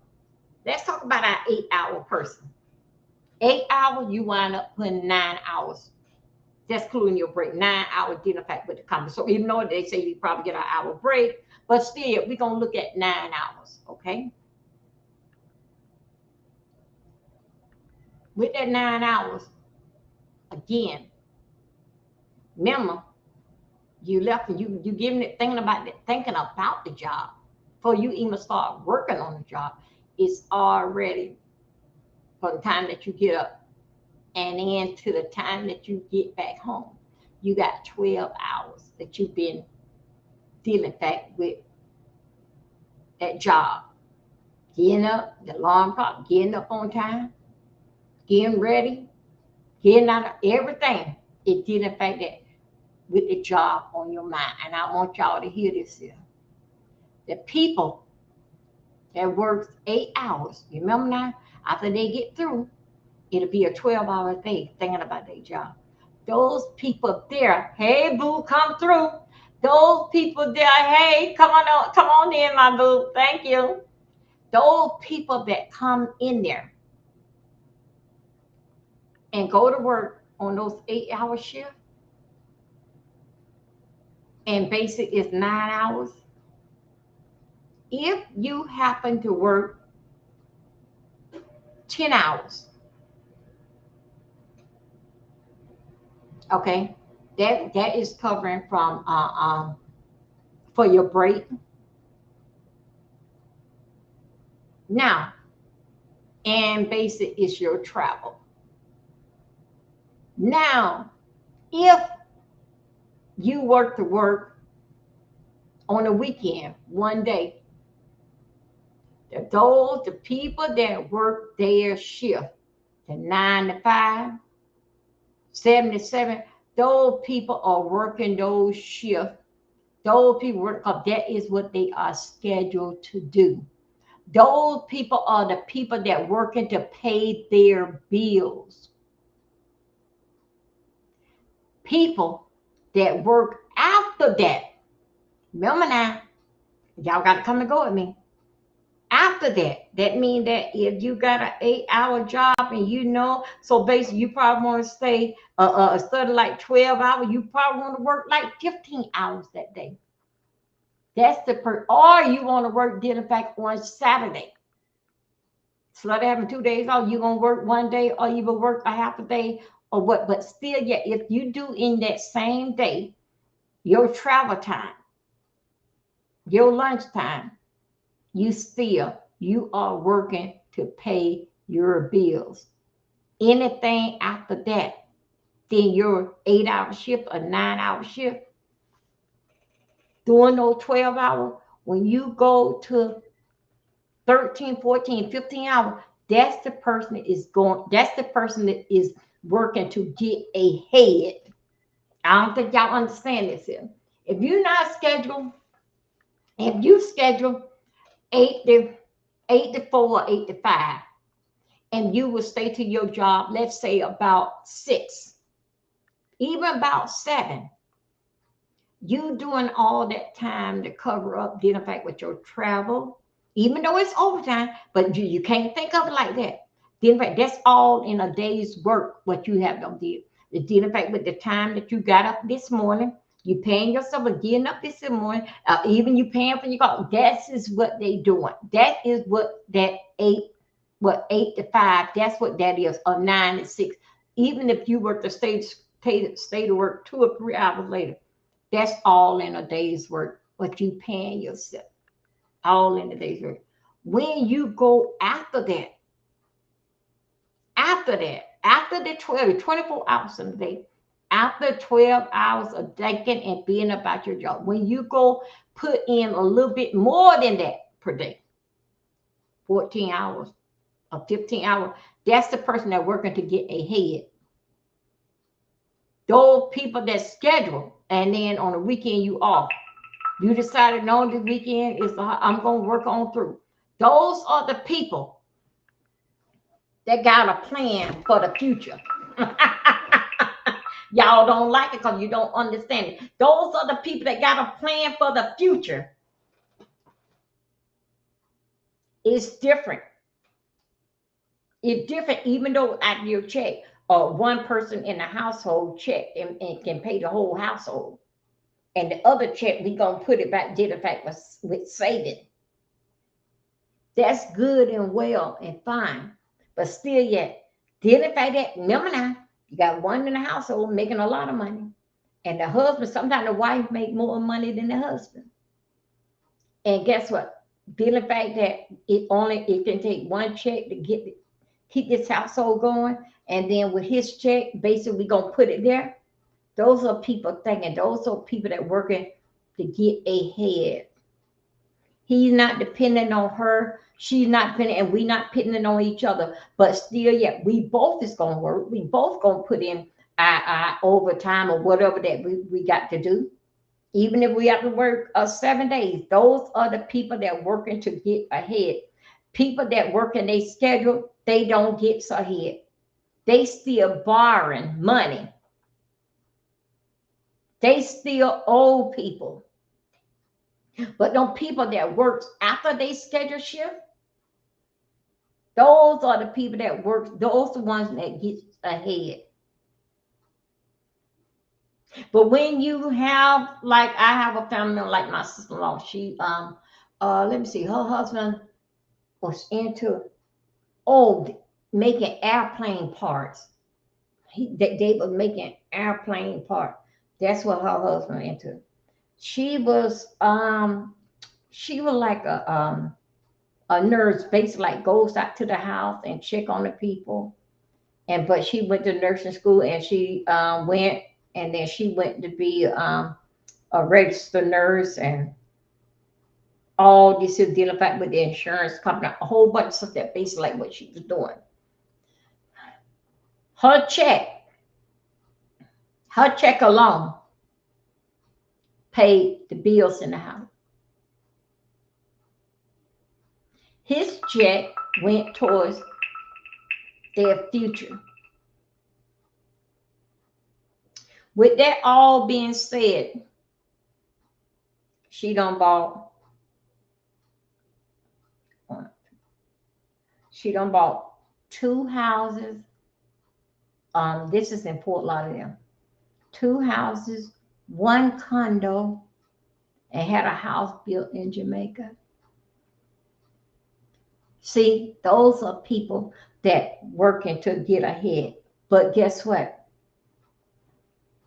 Sometimes that you need the basics just not okay. When you reach a certain age, it's time for a basic. Sit it down. Let somebody else take the ride. Teach somebody else the way. Okay. When they bought the condo, when they was in the house, when they yeah, when they was in, when they moved from New York, wait a minute, from Jamaica to Canada to New York, and they bought a home down there in Fort Lauderdale. They sold it out. They bought a bigger house. Time had started changing. Then the fact that they didn't need all the house and the pool is here. They don't need all. So better that you go ahead and do it. So okay, you don't just, so what, you had the house built. So what, you had it built for somebody else. You don't rent your purchase in this house. Let somebody else enjoy what you had built. Okay? Now check me. Listen to that. They went and bought the condo. Okay. They now with them being Jamaican, they like their fruit trees. When they moved in the condo, they was at the condo for over 20 years. And over 20 years, the husband wasn't happy. And he was the head man of the association in the building. He was the president. Yeah, voted in as the president to the condo association. He was there from day one. All by identifying when they used to call him when this is going on, that is going on. He have to get down there, go in the office and check everything. Now he is the head man in charge, right? So this is what he did. In that condo, they was on the 3rd floor. He goes in the back of the building, go in between, and they was living on a golf course too. The golf course, Jackie Gleason, Inverary, down in Fort Lauderdale. That's the place that Jackie Gleason. You don't know Jackie Gleason, you young people. He the one that played in the '70s and Smoker and the Bandit. Okay, the sheriff. So Jackie Gleason opened up bought a whole big development down in Fort Lauderdale called Inverary, and then it had a golf course and everything. So anyway, that's what they moved there. The husband for over 20 years, I would say, he wasn't happy. He wasn't happy. But this is what they wanted. They both had their nice car. This ain't what they, the husband, the wife was okay, but then just sort of kind of did in fact what they have. The husband went at the round by the golf course, and he went and planted him some fruit trees. Nobody ain't know that he had no planted fruit trees around in the golf course, right? Because that he wanted his tree. He still wanted his lifestyle, what he raised upon and did effect with fruit trees. Somehow or another, they both looked at one another. They looked at one. They remodeled that condo, put over 100 and something thousand in that condo, remodeling that condo. It was beautiful, all over the cabinet, all every white stuff they did, and oh, that's what they did. in that condo. And when they got ready to sell it, uh, they sold it for a great amount, but still, yet you got to work with the people in there. But after she had done remodel the whole condo that they was in, and the floor, everything, the bathroom had mirrors everywhere, all that. After she don't, and she wasn't, after they don't remodel it and everything, but like 3 months later, they didn't even want to be there. And I like, oh, they didn't even want the condo no more. And they had don't remodel it, everything. Her husband still thinking that he wanted fruit. Now remember now, they from Jamaica, and he always in May they always go around by spring break. They goes to Jamaica, and they may stay. They got to be there dealing with Christmas, right? And they may come out. They probably be like 4 months here or 6 months over there. Sometimes that if they got to go to the doctor or something. So wherever they have another how they have a doctor's appointment. Their husband, they built that big old 5-bedroom house in Jamaica. Took furniture and put it in the cargo, yeah, I think that's what they call them. And they put a lot of furniture in there, and they send it over to Jamaica. All right, they send it over to Jamaica to fill up their whole five-bedroom house, including when I was selling my 2-story. I had them to come in, and they could take all the furniture with them because the kids gone. I got to basically like turn things down. So anyway, make a long story short, last year Jamaica got hit with the big storm, and everybody, well, you remember it had sharks and alligators. All of them was in the neighborhood. Don't took over the road. Anyway, the house was taken over, and they went to Jamaica. They just got back, let's say about a month ago. They went to Jamaica, and they only was able to stay like 3 months. They put the house up for sale. Beautiful floor. It looked like a hotel in there. So this is what they said. When they went, they just got back. When they went there, they went to they went there when it first happened. Now, since everything don't dried out, what had happened is that the people had come in there, and they had stole all the furniture. Well, you know how it is, steal stuff, even down to the stove and refrigerator and all that stuff. So basically, when they went there, they only had just one room basic to sleep in.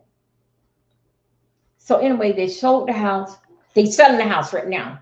They selling the house right now.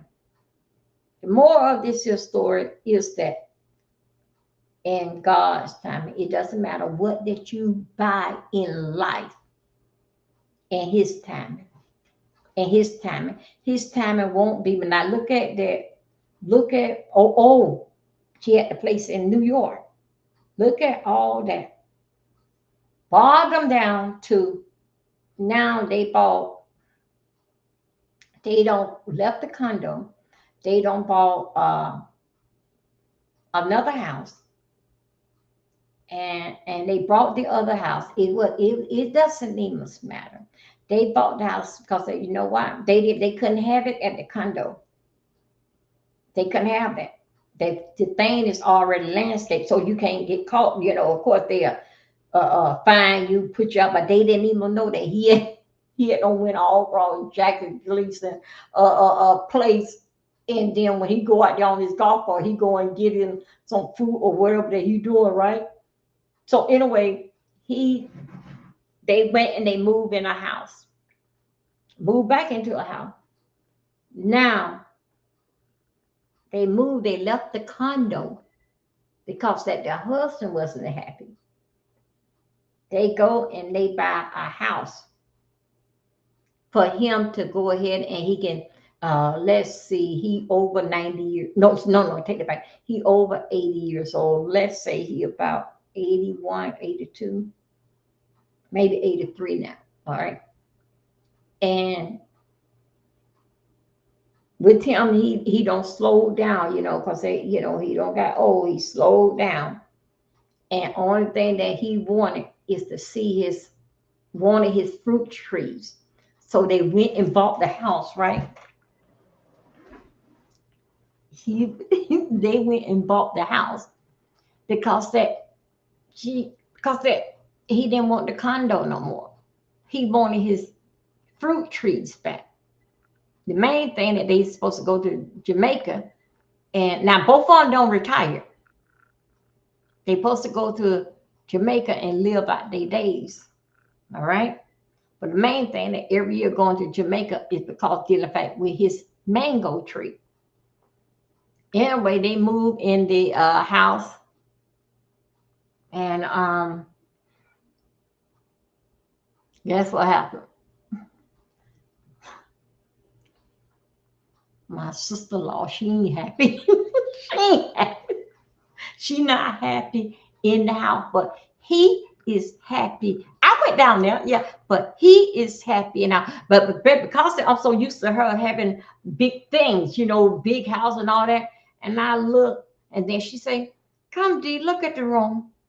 Went there in the room. It's a 3-bedroom, and she say, "Dee, I'm so unhappy here." I like, oh my God. Then we started talking about the condo. And she said the condo sold just like that. I said, what's now? What you want to do now? I said, what else could you do? I said, you don't travel around the world. And what do you want to do now? She said, T. She said, I don't know. You see what I'm saying? Doesn't matter basically what you want. You can get everything what you want in life and you work hard for. You still won't, it doesn't matter. You can still be unhappy. So that letting you know, and they got some coins. That letting you know that money cannot make you happy. You have to make yourself happy.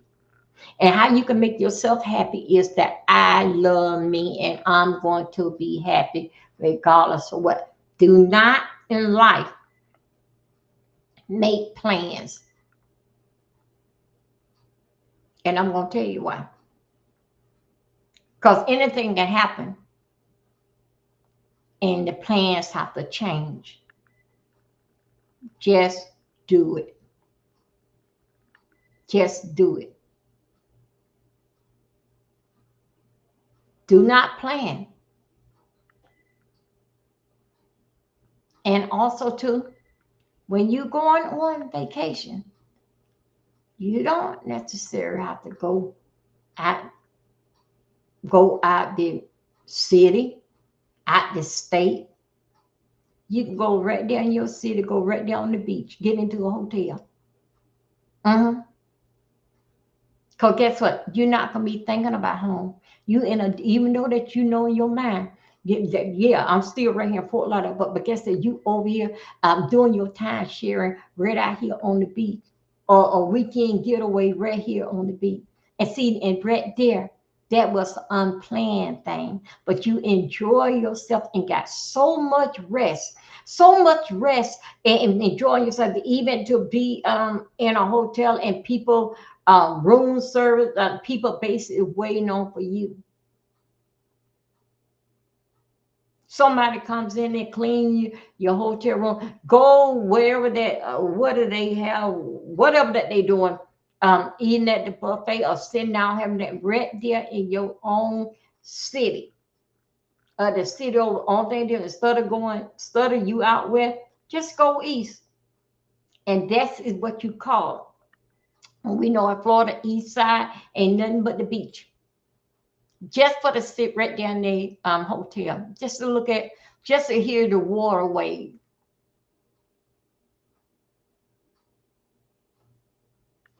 I don't think so. Some of you is ready for that and understanding. Now, it's not, I ain't talking about with a getaway with your girlfriend or y'all got a hotel room and y'all supposed to be doing not baby shower, whatever y'all have, baby shower, a bridal shower. No, not that. Just you and your spouse.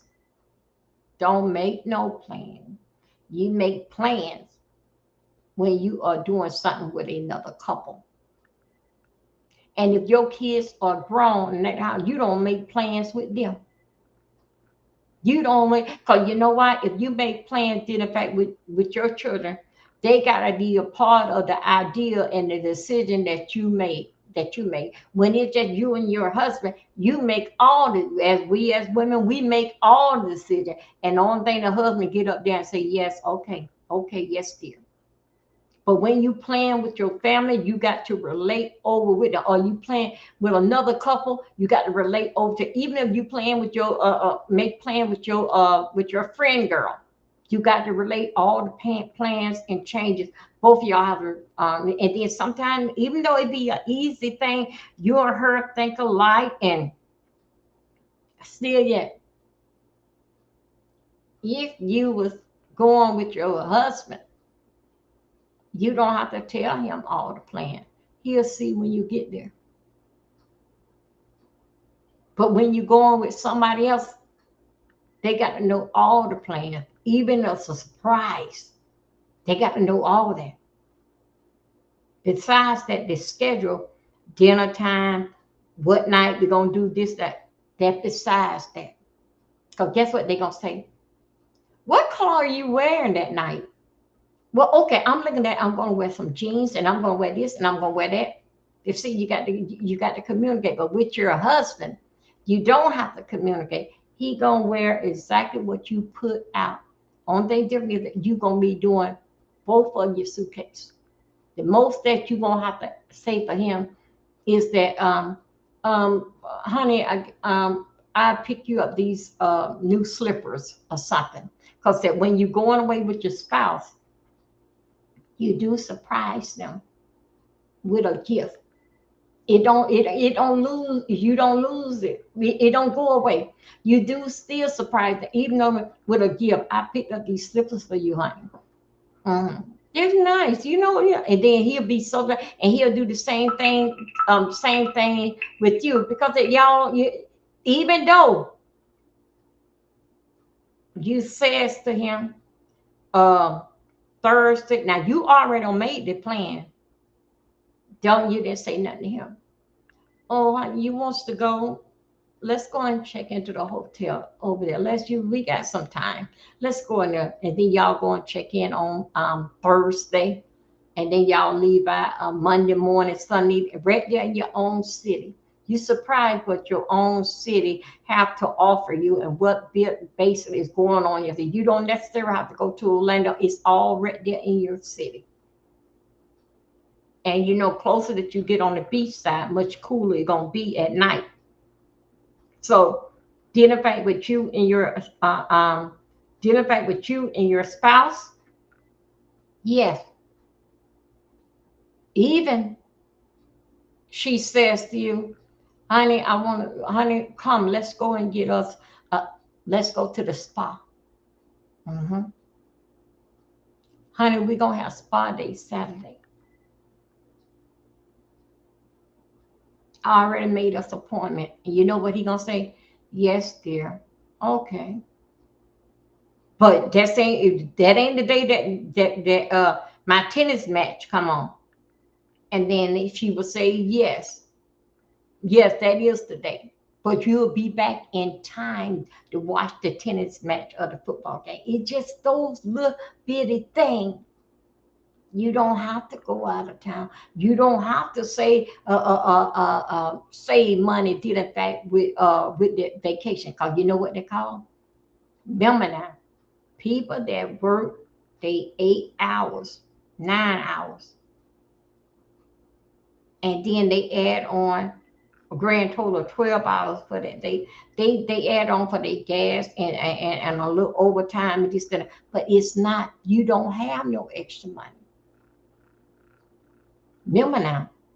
If you are 8 hours or 9 hour person, you're gonna get that job at least 12 hours because you got to get up in the morning because you're thinking about I got to get to work. You are working in your brain. After that, and you stay 12 hours, even if you stay another hour,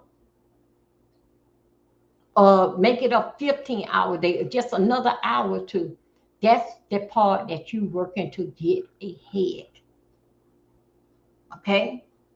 So it don't mean that don't look at it at basis it's the overtime or that because remember now it's only make sure that one check can cover the house because you gotta make sure that one check can cover out because one person may get sick. Okay, and the bill's still rolling on in the house. Now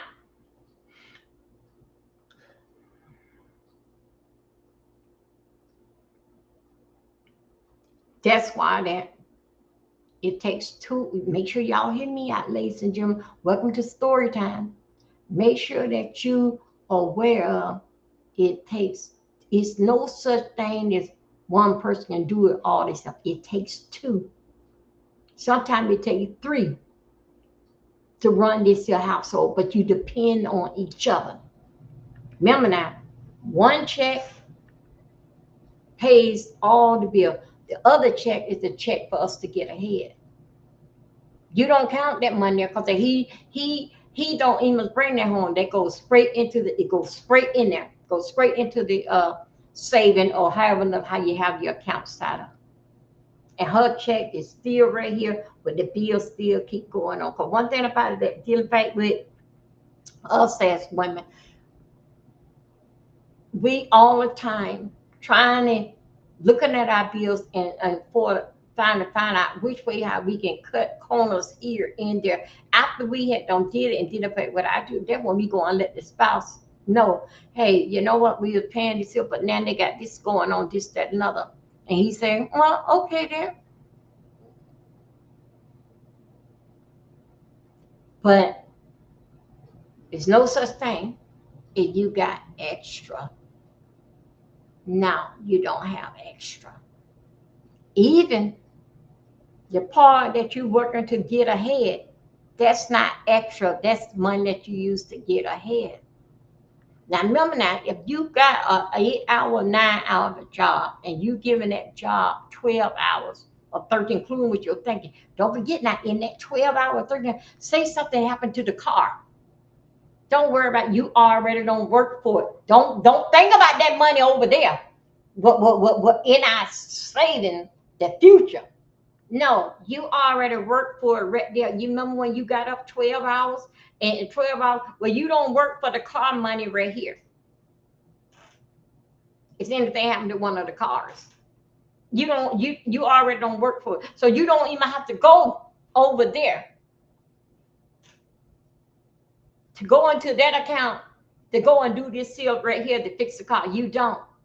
Because you have worked enough today that in case anything happened to the car can get fixed. You still ain't touched that. People that work 8 and 9 hour shift, those the people that working to pay their bills. People that work after that, now what? Now let me make sure what y'all talking about. That you understand what I'm talking about. 8 hours. You schedule. Oh, my job is from 9 to 5. My job is from 8 to 4, 8 to 5. Okay, that's fine. But look what time that you had to get up. 5:30, 6 o'clock in the morning. The clock start ticking there. What time do you come back? 5, 6 o'clock in the evening. But something happened to the car. You ain't got to worry about it. Even in fact with Saturday. Because you did in fact that one paycheck. Do I got black eyes? Well, it look like I got black eyes. Oh, maybe because I'm in the dark. It makes a difference. You're not in no panic attack. Because you already don't work. And then if you do that every single day or based on like, and then if say for instance, once that you love when you're working, if you love what you do, the type of work that you do, guess what? You never worked a day in your life. Nope. Y'all don't know nothing about this here. If you love what you doing and your job, you never worked a day in your life. People that works, those work is the people that's unhappy and don't like their job. Because they got a lot going on. There are a lot going on is still in fact some because they got to get up thinking about the job. They got to have an attitude that they don't want to go to this place. I hope that this supervisor or all this kind of stuff, their brains are into overload. Them the people that working. When you going somewhere that you don't almost like and you can't get along, you still cover all this type of stuff, and I don't think don't come by my desk and all this type of stuff. Those people are the one that's working. But when you love what you do, I'm not gonna say every day you come in there, it's gonna be roses. All jobs have their challenge. That don't do nothing but make you get stronger. Jobs get strong, get challenged at the weakest link. When it's time for you to go to another chapter in your life of growing in that job, that's when it comes right there to you. That is a part of chapter, like a bridge that you got to cross. Now let me tell you something now. When you cross that bridge, deal effect with that company, you ain't got to worry about it. You can burn that down. Because you ain't going back. You just keeping going forward. Okay? Nobody don't want to go back to where they have done been. Especially when it was, and then even it was a great, a good experience, the next experience gonna be even better. When you do all that together, you say that I had a great time. So let's go back to make sure that y'all understand me what I'm saying about this here. People that love their job and retired from it and love their job, they got love because they retired from it. They never worked a day in their life. Never did. They ain't no way tired. Even after that, my brother-in-law worked on his job. He still ain't retired. He still ain't retired till he got 41. No, 41 years at the job. Mm-hmm. And because he was good, and yeah, my sister-in-law got a lot of little airplanes that he don't put together with little screws and Lego, whatever that they do. Yeah, yeah, she do got them hanging around the house and on this shelf and there where he don't pay for this part and that part for little airplanes are basically like what he like doing.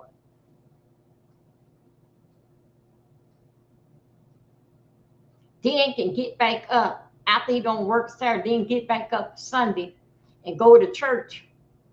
Then get back up Monday morning and do it all over again. That is a person that never worked a day in their life. Now, get in fact with my sister-in-law, she's a registered nurse. She had went and after being a nurse over 30 something years, I think 40 years. Yeah, that's when her husband had not retired. She went, she had gone to the school board and she become a health teacher. But in that 2 years, she had to have her her teacher license. And guess what? That's why something is so easy to do when you are in that field. She passed the class test. Remember now, she was going. She had to go to school. She went down there to Nova University. She had to go there and everything because at the school board again, you left the time for you to have your teacher's license. Anyway, I think she had 2 years. study up all time of night, just studying. So when the time come, she had to take the test. The teacher that was directly in the classroom at Nova University told her he never seen somebody that aced the test. Even he said, as a teacher, he couldn't even do what my sister-in-law did, that because you know what make it easy? Because she had loved her job at the hospital. She loved her job dealing back with things that working for the insurance company, dealing back with getting people medical supplies and going checking. So that's why it was easy for her. Because guess what? She never think nothing about it. Everything came to her normal because she been doing it for so long. She never worked a day in her life. Now this is what the day that she had worked. hmm The day that she worked,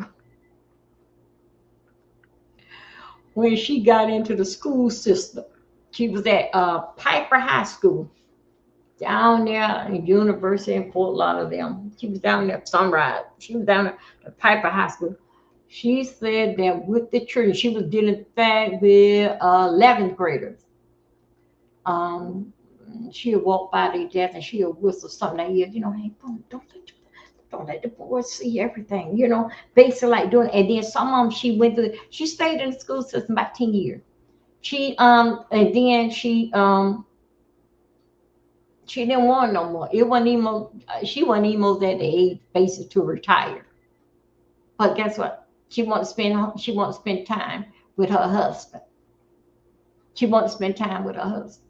So basically, after 2 years after he had retired, then she went into retirement. Not retiring, getting back, you know, she had a little something at school, but did the fact that that's it, you know. So anyway, them two been married. Oh, okay, years. Been married over 62 or 63 years. Mhm. He was 20 and she was 18. And they still together from Jamaica. Still moving and scribing. But I just hope, to me, they was more happy when they was in their younger years. To me, they was more happy. Seem like that when you get older, that you'll be much happier that you don't retire and everything. But dealing back with him and her, he moving slow, she moving slow.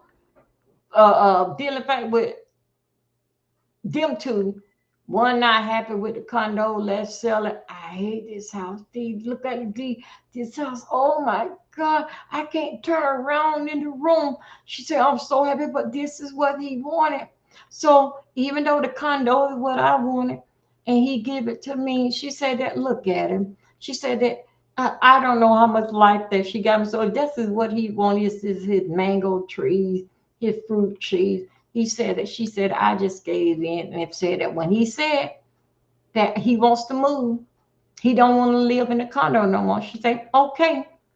She said she went on ahead and just started looking for a place. Went on ahead and started looking. She said she didn't ask him why do he think in this way. But she said over the years she been hearing him basically like saying a little thing about he can't put no fruit trees, he can't do this, or he had to go downstairs and check on his fruit trees or whatever they had down there.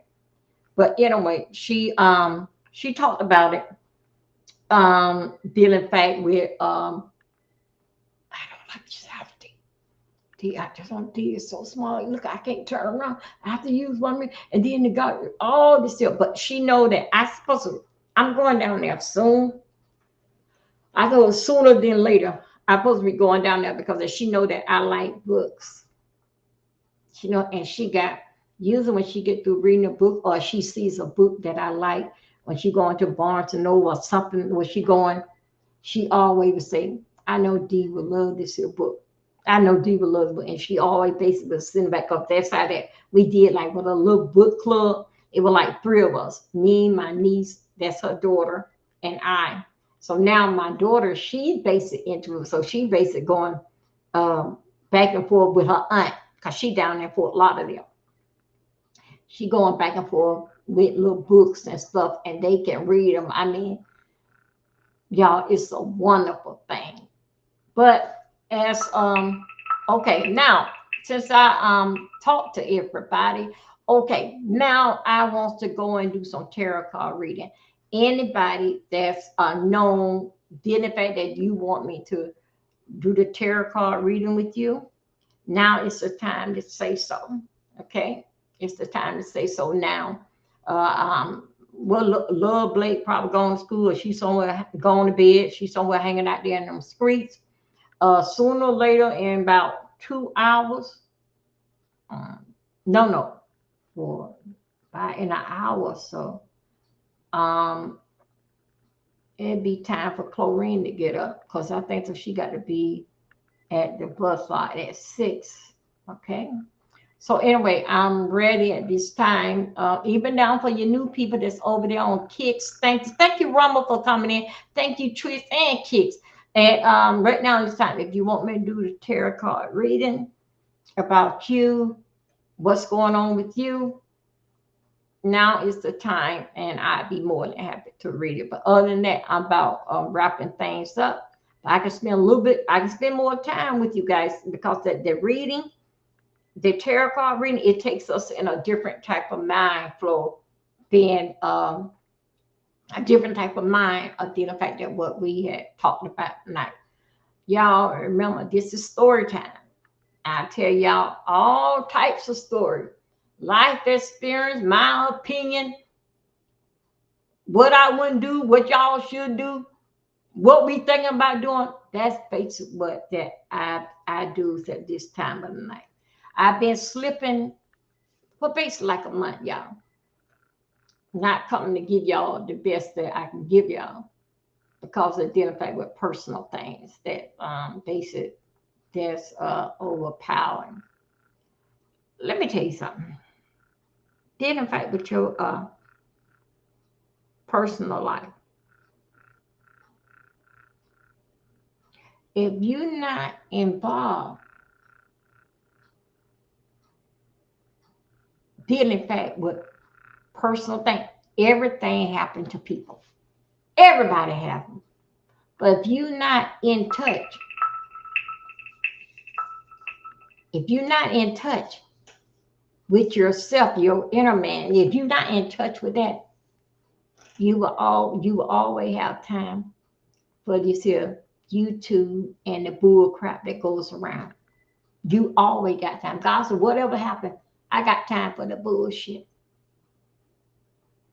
But so, and then this is sector, what is like the B sector. It's just, I can't see how some of these people like mad dogs. You know how some dogs can't. Now, don't worry about the dog that keep running up to the fence and want to get out. It ain't gonna do nothing. That's the same thing what they do when they do with other dogs. But when you do let a dog out and he have to grab another dog and shake him to death. Now, I ain't talking about these little troublemakers, these little dogs, but just dogs getting into a tussle fight. That's how it is. You don't have to be bothering. You don't have to be bothering with these people over here in this sector over here. You don't have to be bothered. You don't have to say no. They're going to bother with you. Now, if you happen to respond, now they going to bother and they going to pick. But if you happen to respond, that's when they going to say, I'm going to call the man.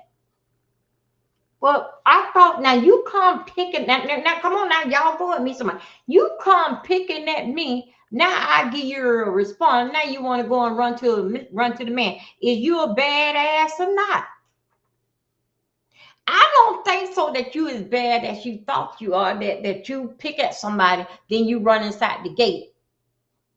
You know what I'm saying? Start shit and go and hide your hand, run in there and go and tell your mama all types of lies so she can come out there with that old moo dress on, but she don't with no bra on. She been smoking them damn cheap ass cigarettes all damn day, holes all in her damn shirt collar and everything. Now she want to come out there and put in her 2 cents. Why are you gonna bother with people? Just to say that I want to get you in trouble. Don't it seem more like that you in trouble? If you got to go and bother with somebody, to me, you in trouble and you are the trouble. Because guess what? You scared. You're afraid of a good fight because you know that you will lose. Because remember now, that them big dogs, they don't bother with them other damn dogs. All the time, the damn dogs always will see that big dog first. They always see the big dog first. A big dog don't almost pick because he know that he can beat your ass. A big dog usually don't pick, especially when he used to being walked and he know the trail that they gonna walk every day. But them damn little ones, them other dogs, not even the little one, they about the most cussing big mouth that and dog understand dog language. Them damn dog be cussing, calling them big dogs all types of names and all this type of stuff. That's why when they get a hook to their damn ass, they shake their ass and you got to damn get a crowbar that tape for the dog to take the other dog out of his damn mouth. It doesn't matter how big it is. So don't. Why? Why? Is that what this is sector building on? To see people lose their livelihood? How successful do you feel? Then if they lose their livelihood, then they can't come on YouTube. Then who you gonna fight with? Gonna start something else to have somebody do the same old thing? How successful do you feel?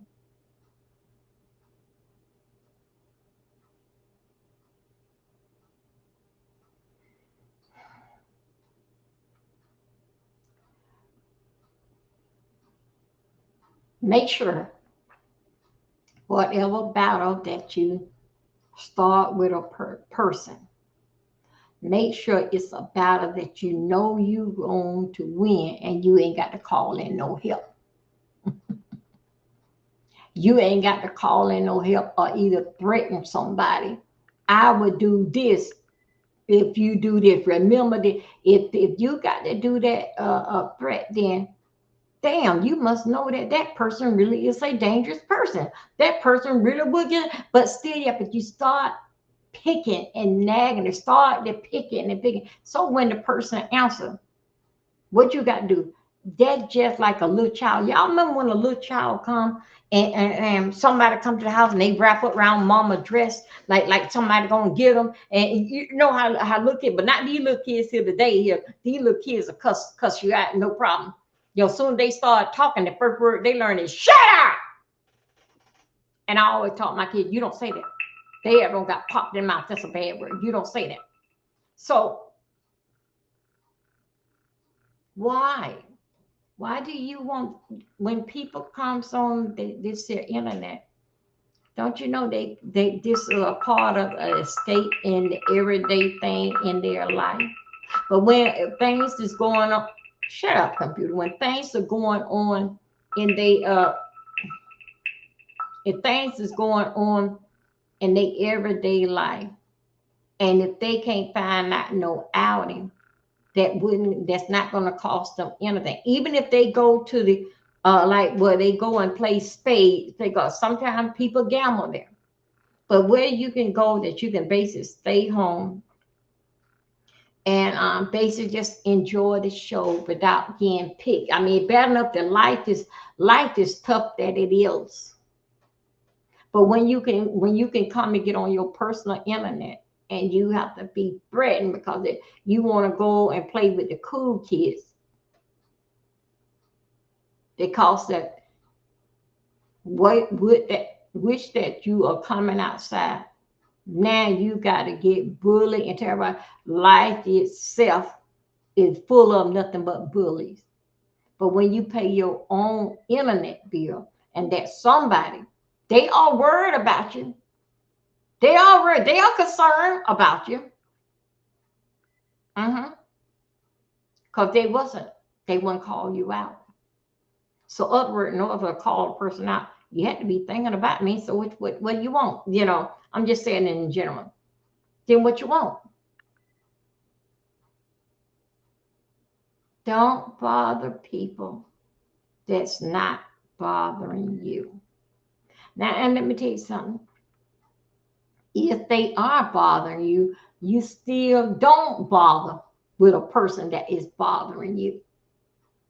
Especially when you know that you can't fight back with your tongue.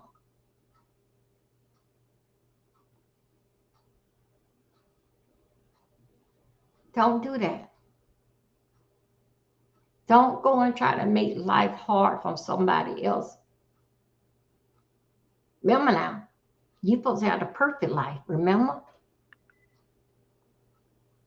You're the one that comes out here and just pick and bother with people for their child to be taken or their livelihood and everything. You that person. You the one that got everything going your way. So why should you go and bother somebody else that not bothering you? You have the perfect life. Why do you want attention from that person? Why? If you are that big of a person, won't you go and pick on somebody your size? Because it seems like that everybody around here in the beef sector, they're not your size. Or they are somebody they can't compete or compare with you. Then what you doing around here? Because you know what? Because you go out that door, you know them damn children got something, them other damn children got something for your ass. But dealing back with this beef sector, because they used to just fighting for what, honey? Don't y'all know? Shout out to Joyce Pooh. Don't y'all know we got a war that's going on?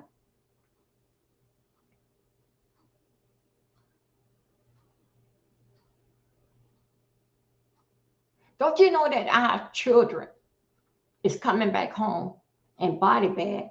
I heard that old crazy damn ass, that crazy ass damn man, that orange man said the other damn day. He said that those kids that they brought home, I think it was like 2 bodies last week, brought home. They told him personal, they just love America. What? And when that damn man was saying that, it didn't even sound good. I don't think so. He heard himself. He talked to them. The two guys. I don't know if it's a girl, but anyway, the 2 people that died that they brought from the plane. He said he spoke to them, and they said they just love this country. They just love me. That man could. It didn't even sound good or believable. I don't think so. See, this is what you call something to talk about. Seeing up here is different between reading a person, the facts of their life, with that you don't know the facts of what that person had been through, why they are here. Remember now, on YouTube, on the internet, it's supposed to be for fun. It's a way to take you away from what's going on in your everyday life. Not to come here and you pay your internet bill and you scared to turn on your internet without somebody threatening you, picking at you, and you were, like how that dog do. Really? And then you want to go and scream and holler for Peter. Then why? Why? Back in the day, they said, you can't beat them, you join them. No, you don't. You can't beat them, don't fuck with them. Because you ain't going to like what they be serving.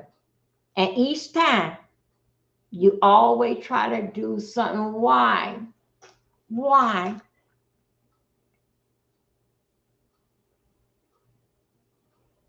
This whole internet, Facebook, is all based on damn beef. But please, it may not be the person who you beefing with. It could be someone in her chat and somebody right now. And with me, y'all know I got a lot of channels. Hey, hey, you guys, thank you for coming on in. Thank you. Thank you. Big up yourself. Thank you. I love you guys. Kick y'all something else. Oh boy. Now, and with me, I have a lot of channels. People come all across because the basic drop down in my chat, basic just to say hello, and they've been watching my time. And you never know, somebody may like me or like the other person more than you like them and won't see nothing happen to you. And they would take things on their own. You don't know yet. No, we don't know because some of us haven't experienced it. How far people would go. How far, and it won't be no lie that they exaggerate in their head and try to flip it, base it on you about stories that they don't see here, there, and yonder. Don't mess with people. You just don't know who in the bushes and who in your city that like that content creator, and they not gonna do nothing to let anybody harm that content because they think of the content creator does a great job of how they bring the news or whatever going on in their channel.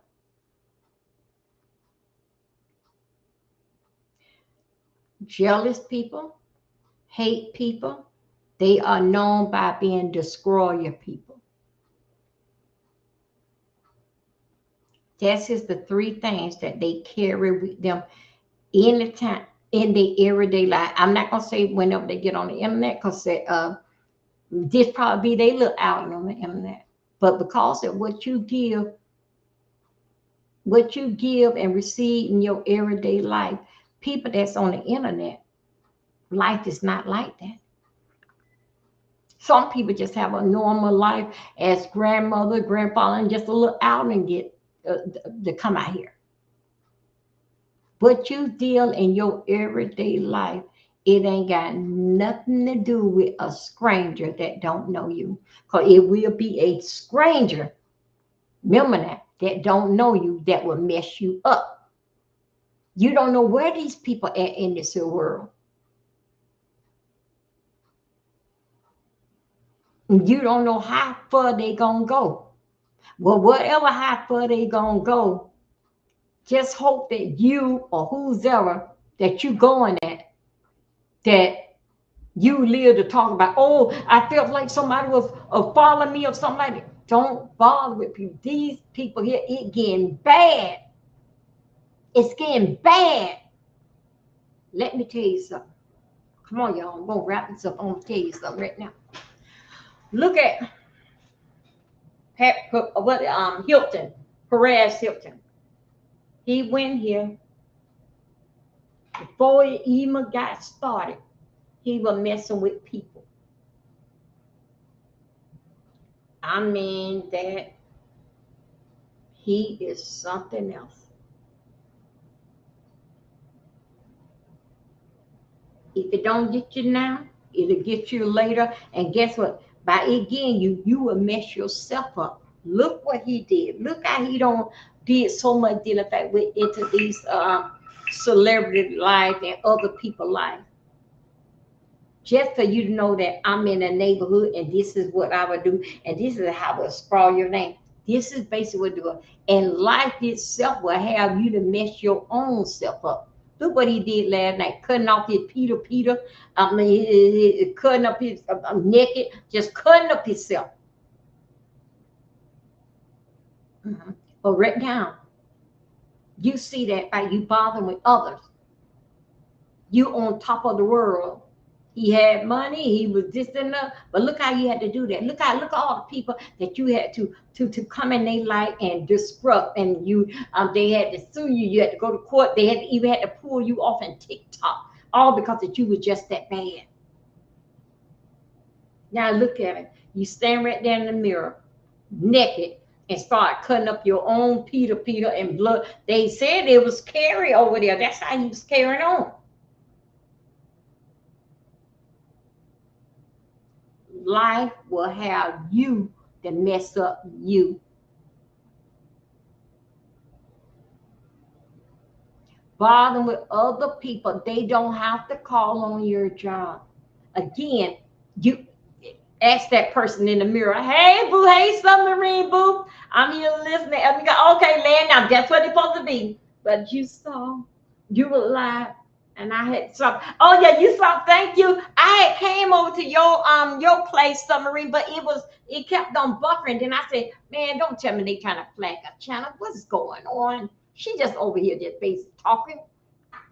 I was over there, Brian was over there, and it was somebody else, and it was people that was in the bushes. So I dropped down and I said that what is going on? So anyway, keep on doing what you're doing, submarine. Only people that hurt is the people that's mad. Only people that's hurt the ones that you are telling the truth about. Those are the hurting people. Okay, so y'all, so let me with what you see right here. Let's talk about right here with the B sector. Don't just stand still. Stand still. He will fight your battle. He always on time. On time. With the wicked and the evil, they don't know the time or the hour. But you're going to pay. Even what you did right here. Yes, something.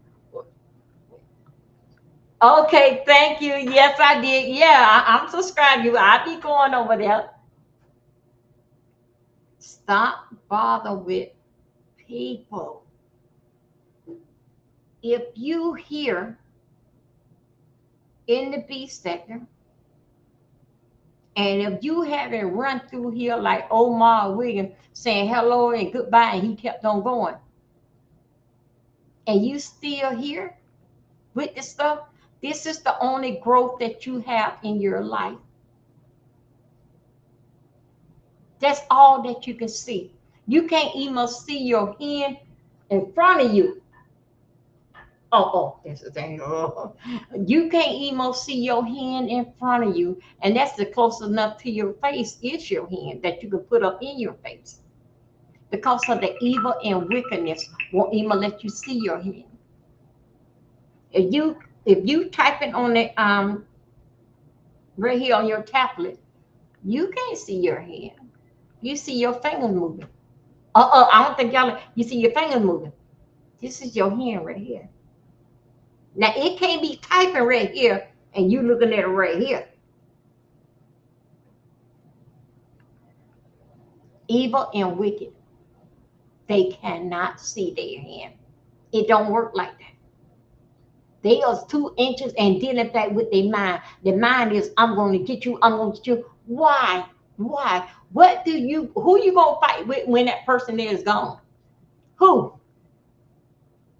Oh, you got a list. Who you going to fight? This week we're going to give it. That's just the evil, wicked mind of hurt people. Hurt people, hurt people.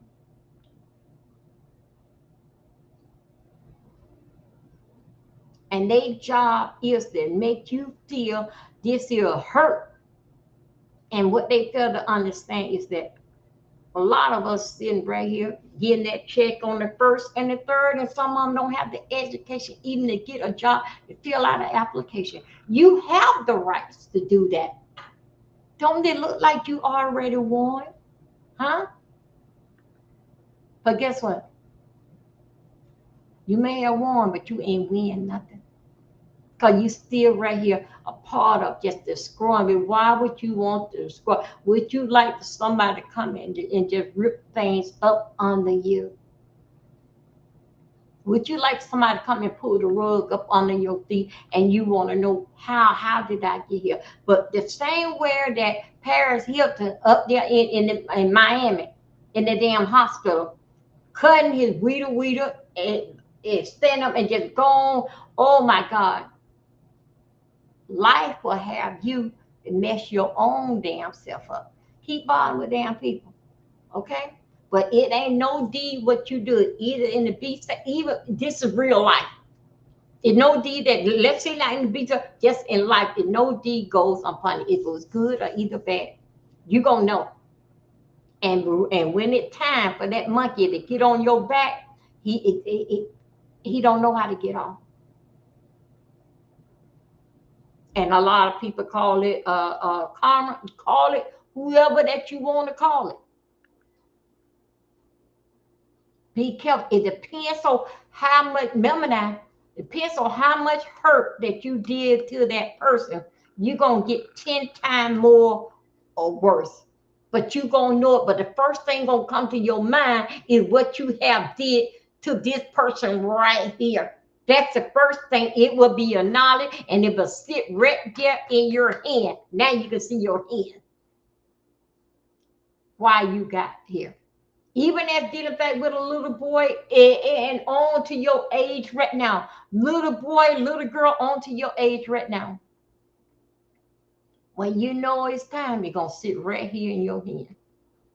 That's when you're going to look at your hand and say, damn, I remember that in first grade or second. It's going to reveal itself right here in your hand. I ain't here to talk to you and scare you. I'm here to give you facts. I don't sit here and shepherd these cars and go into meditation and all this type of stuff just to be out here for my health. It's a purpose why I'm out here my health. Y'all, come on. This is our strength here. This is the great time that we come together. As you know, as you can listen on things on in your house. Maybe the coffee pot don't clicked on, the air condition on and off, the fridge, the fridge is on. You got everything. Come on, somebody. Y'all, if you don't know this still type of energy, I think some of y'all need to come back. We got to do it again tomorrow night. The energy here is so strong. This is the best time. Whatever prayer that you praying for, your needs, your wants, and your thanks with forgiveness. This is the time. Because guess what? The whole world is under your feet. The whole world's on you. It ain't nobody in your household is up. It's just you. And that's why he sits there on the throne, have that special place for you, because he sit here and he waiting for you.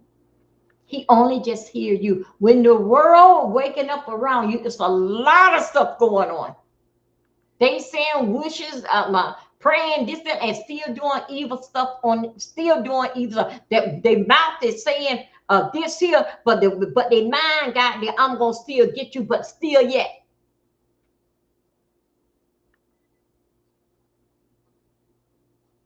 Your mouth can say a whole lot of things, but with that mind, that's a terrible thing anyways.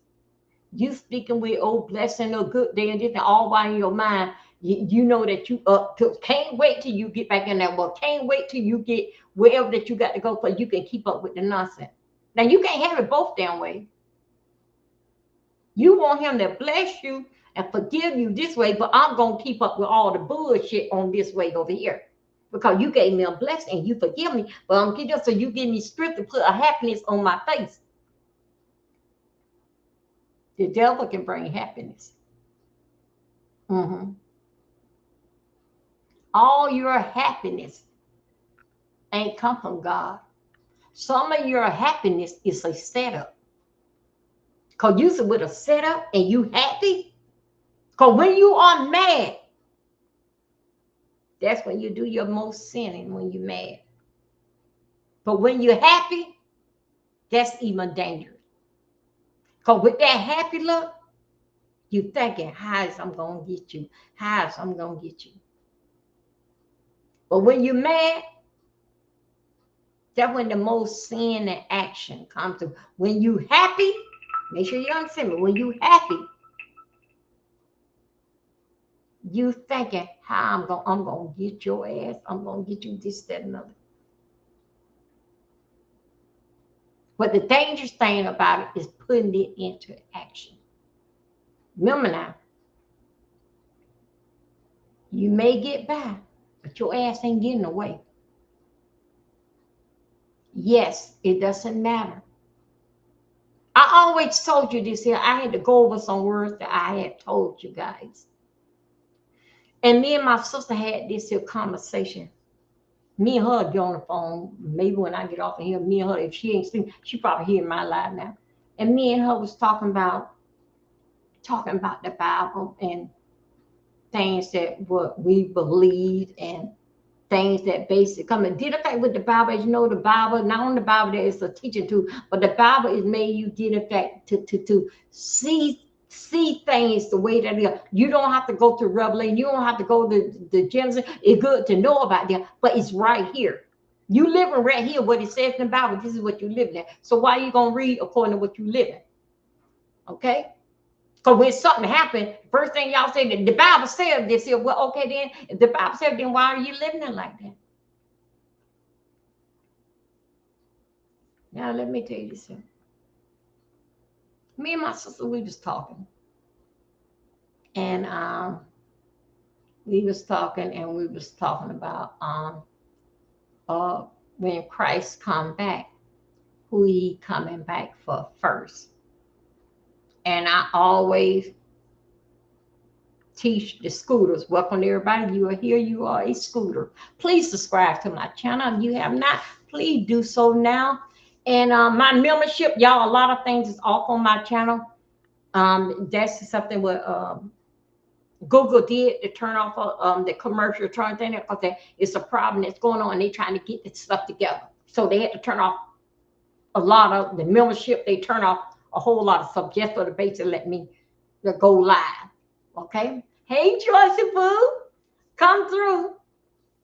So me and my sister was talking, and scooters, I had to go back and think about. We was talking about my sister's a strong Bible reader. I read the Bible, but every time I read the Bible, to me the words don't change. And I go, But basically, most pages, I just gonna read through it just like that with my hand. It'll come to me basically what's saying. So my sister, she is, she always been a spiritual church going person. But let me tell you, we got into a conversation, and we was talking about when Christ comes back, who he coming back first? Coming back first. And I always told y'all, he coming for the church first. He coming for the church first. Because you have led my people astray. Me and my sister got into that conversation. My sister said, no, D. I said, what are you talking about? Yes, it is. I say the church. That's the one basically that destroyed everything. The people believe it came from the church. My sister said, yes, but I got to tell you something deep. But he said, no, he coming for the ones that dead in the graveyard first. And me and her, we was talking. And I'm going to get that part of the verse. And she a type person, she can say the verses just like this here. No. But she don't use it like how Jay Wilson used it. Different. She don't play like that. No. She normal. She normal. Anyway, she said no. So he coming for the ones that did first. Remember now, you're going to be judged.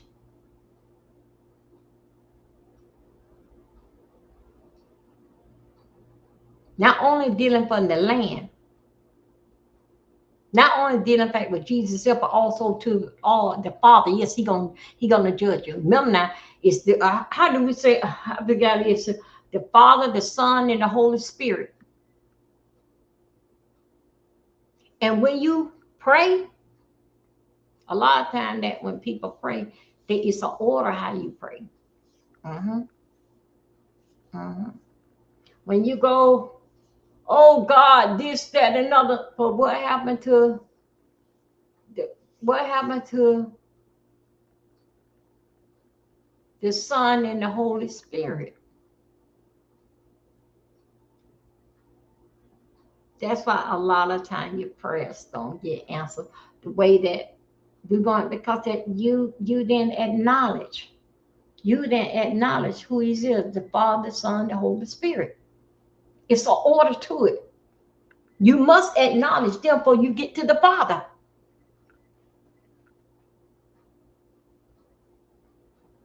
It's an order to it.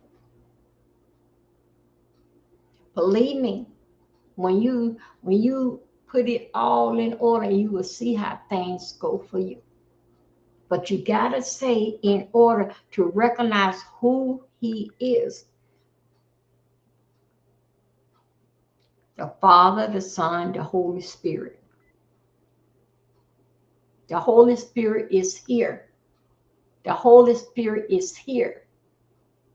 That's our ancestor. That is in every family. In every family, there's only so many people in every family.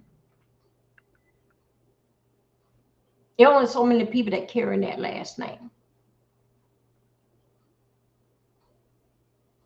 Nobody gonna get an extra one in the family that ain't two or three is leaving before. Or they may work, one come, three gone, or five gone, 3 or 5 come in and one go. It balanced out itself. It's an order. And if you cannot acknowledge the Holy Spirit and His Son, what do you want Christ to do? Why you gonna? Why ain't that just like that? If you sick, oh Father Jesus, oh come down here and then get up. No, no, no, no, no, no, no, no, no, no. They gonna see you through, but you better get your ass up and go to the hospital. Cause you think so they gonna come down here and walk and just touch you, touch you. Did in fact like how the lady had to go and touch with her garment, go and touch the hem of his garment. If you think so, that gonna be you. Your ass gonna die. That's why that dealing in fact with man. That's why man is put here. Just like when He came and Jesus walked with the people, man is put here basically to get you well. Go to the doctor and all what is going on until He come back again. Remember now, Jesus walked the earth. He walked with the people. That was sight. Now we got to walk by faith.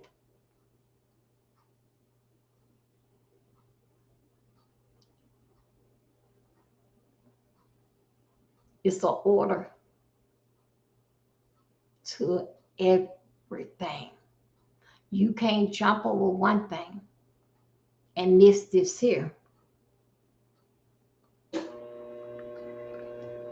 see what I'm saying? See, I told you to do the back with food come on, watch food, then the air condition. I told you, that's why things move.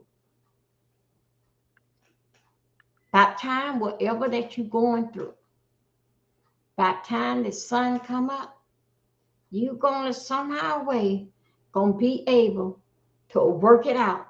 And it's not gonna be so bad after all. But if you don't, then in fact with this time when the energy is very, very strong. Because guess what? He's set a place just for to be here with you. Not everybody else is asleep, just to be here with you. Now, when everybody started getting up at 7 o'clock, 6, 7 o'clock, everybody praying, Lord, I hope the traffic ain't backed up on the interstate. Lord, I'm going this way here through the, you see what I'm saying? Now, everybody's crying, all this is going, but right now, they're not. He listening to you.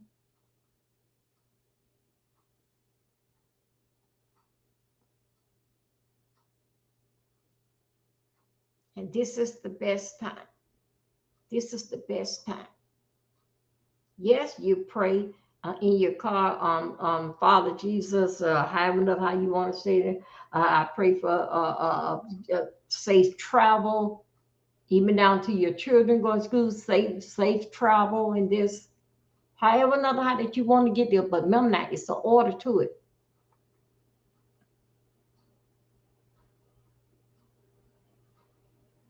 And some of you need this here whenever you get into your car, especially when you have tickets and fast driver,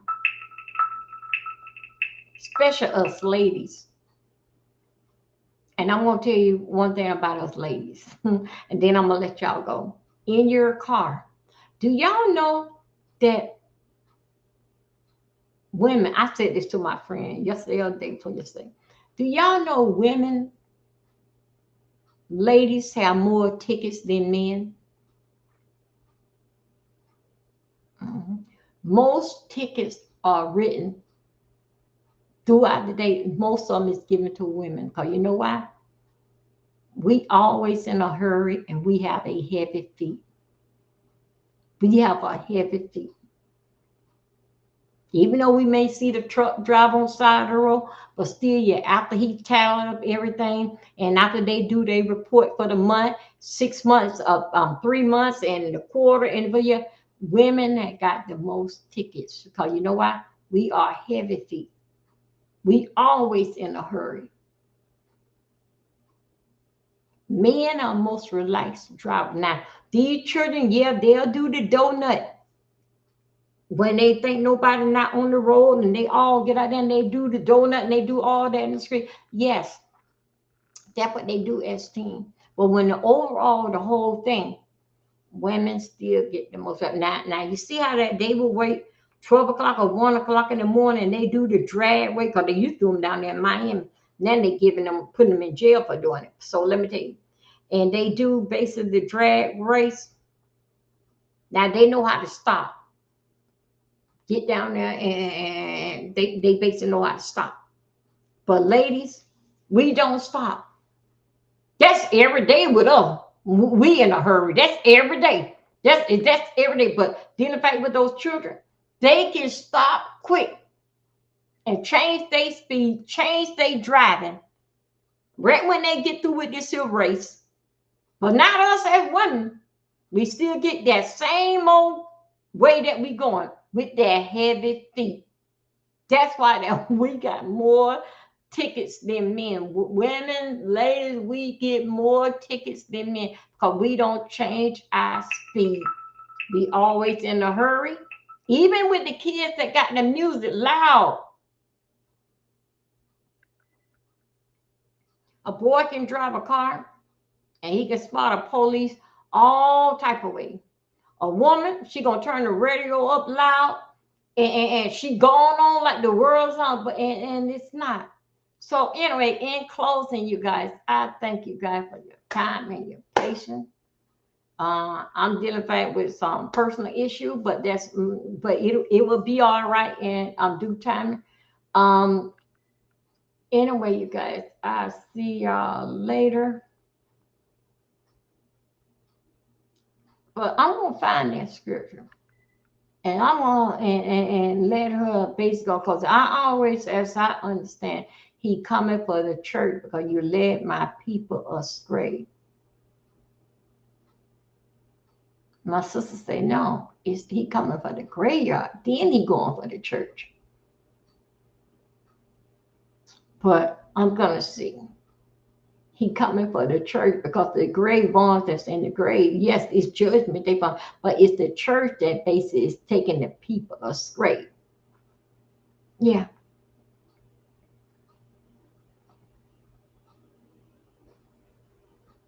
Again, the church is the only Bible, especially with black people. You say anything about that Bible, oh my goodness, black people lose their mind. But still yet they won't go and read the word for themselves. So that's why they can brainwash you in the church, because they know you ain't gonna read it.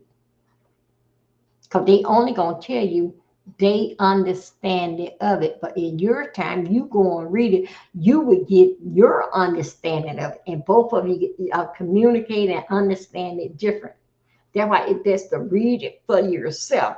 Because the only thing he gonna do is gonna make it what's a personal thing that in the church and why things are like this here. Because guess what? That's feeding his purpose.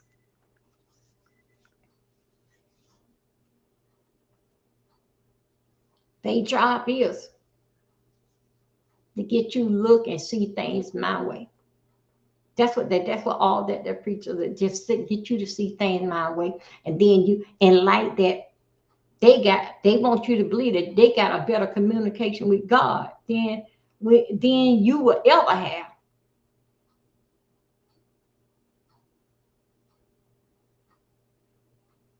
The church is just a building. That building and the people that's in it ain't shit. They round there got a dress bounce like a rubber ball. Look at I seen them on TikTok. Boy, they were dancing. That's what y'all want. All the while it's all just the y'all catch it did in fact with TikTok. They were around there with a rubber band dress on. They were jumping up and down just to see the dress go flopping. Just to see it go flopping with these stinking pissy ass. And who can jump the furthest and do the same with the legs. Do dance with the legs. And they sit right there. Oh, they just like that. Well, old dirty man, old bastards. Y'all, I see y'all later. Thank you for staying up with me. And I had stayed a little bit longer than I was because I was giving people time, those that want the tarot reading. But now, and I waited 30 minutes giving people time enough to come in because usually a lot of people come in this time around by 4:30. It gets sort of kind of crowded up in here. But anyway, you guys, I am your host, Dovey. And leave me a comment. If you have not subscribed, please subscribe to my channel. We have a good time over here this time of the morning. And those that don't understand how I talk, don't worry about it. Come back tomorrow night. You probably get some understanding of it. Okay? See you guys later. Bye-bye. Even the computer.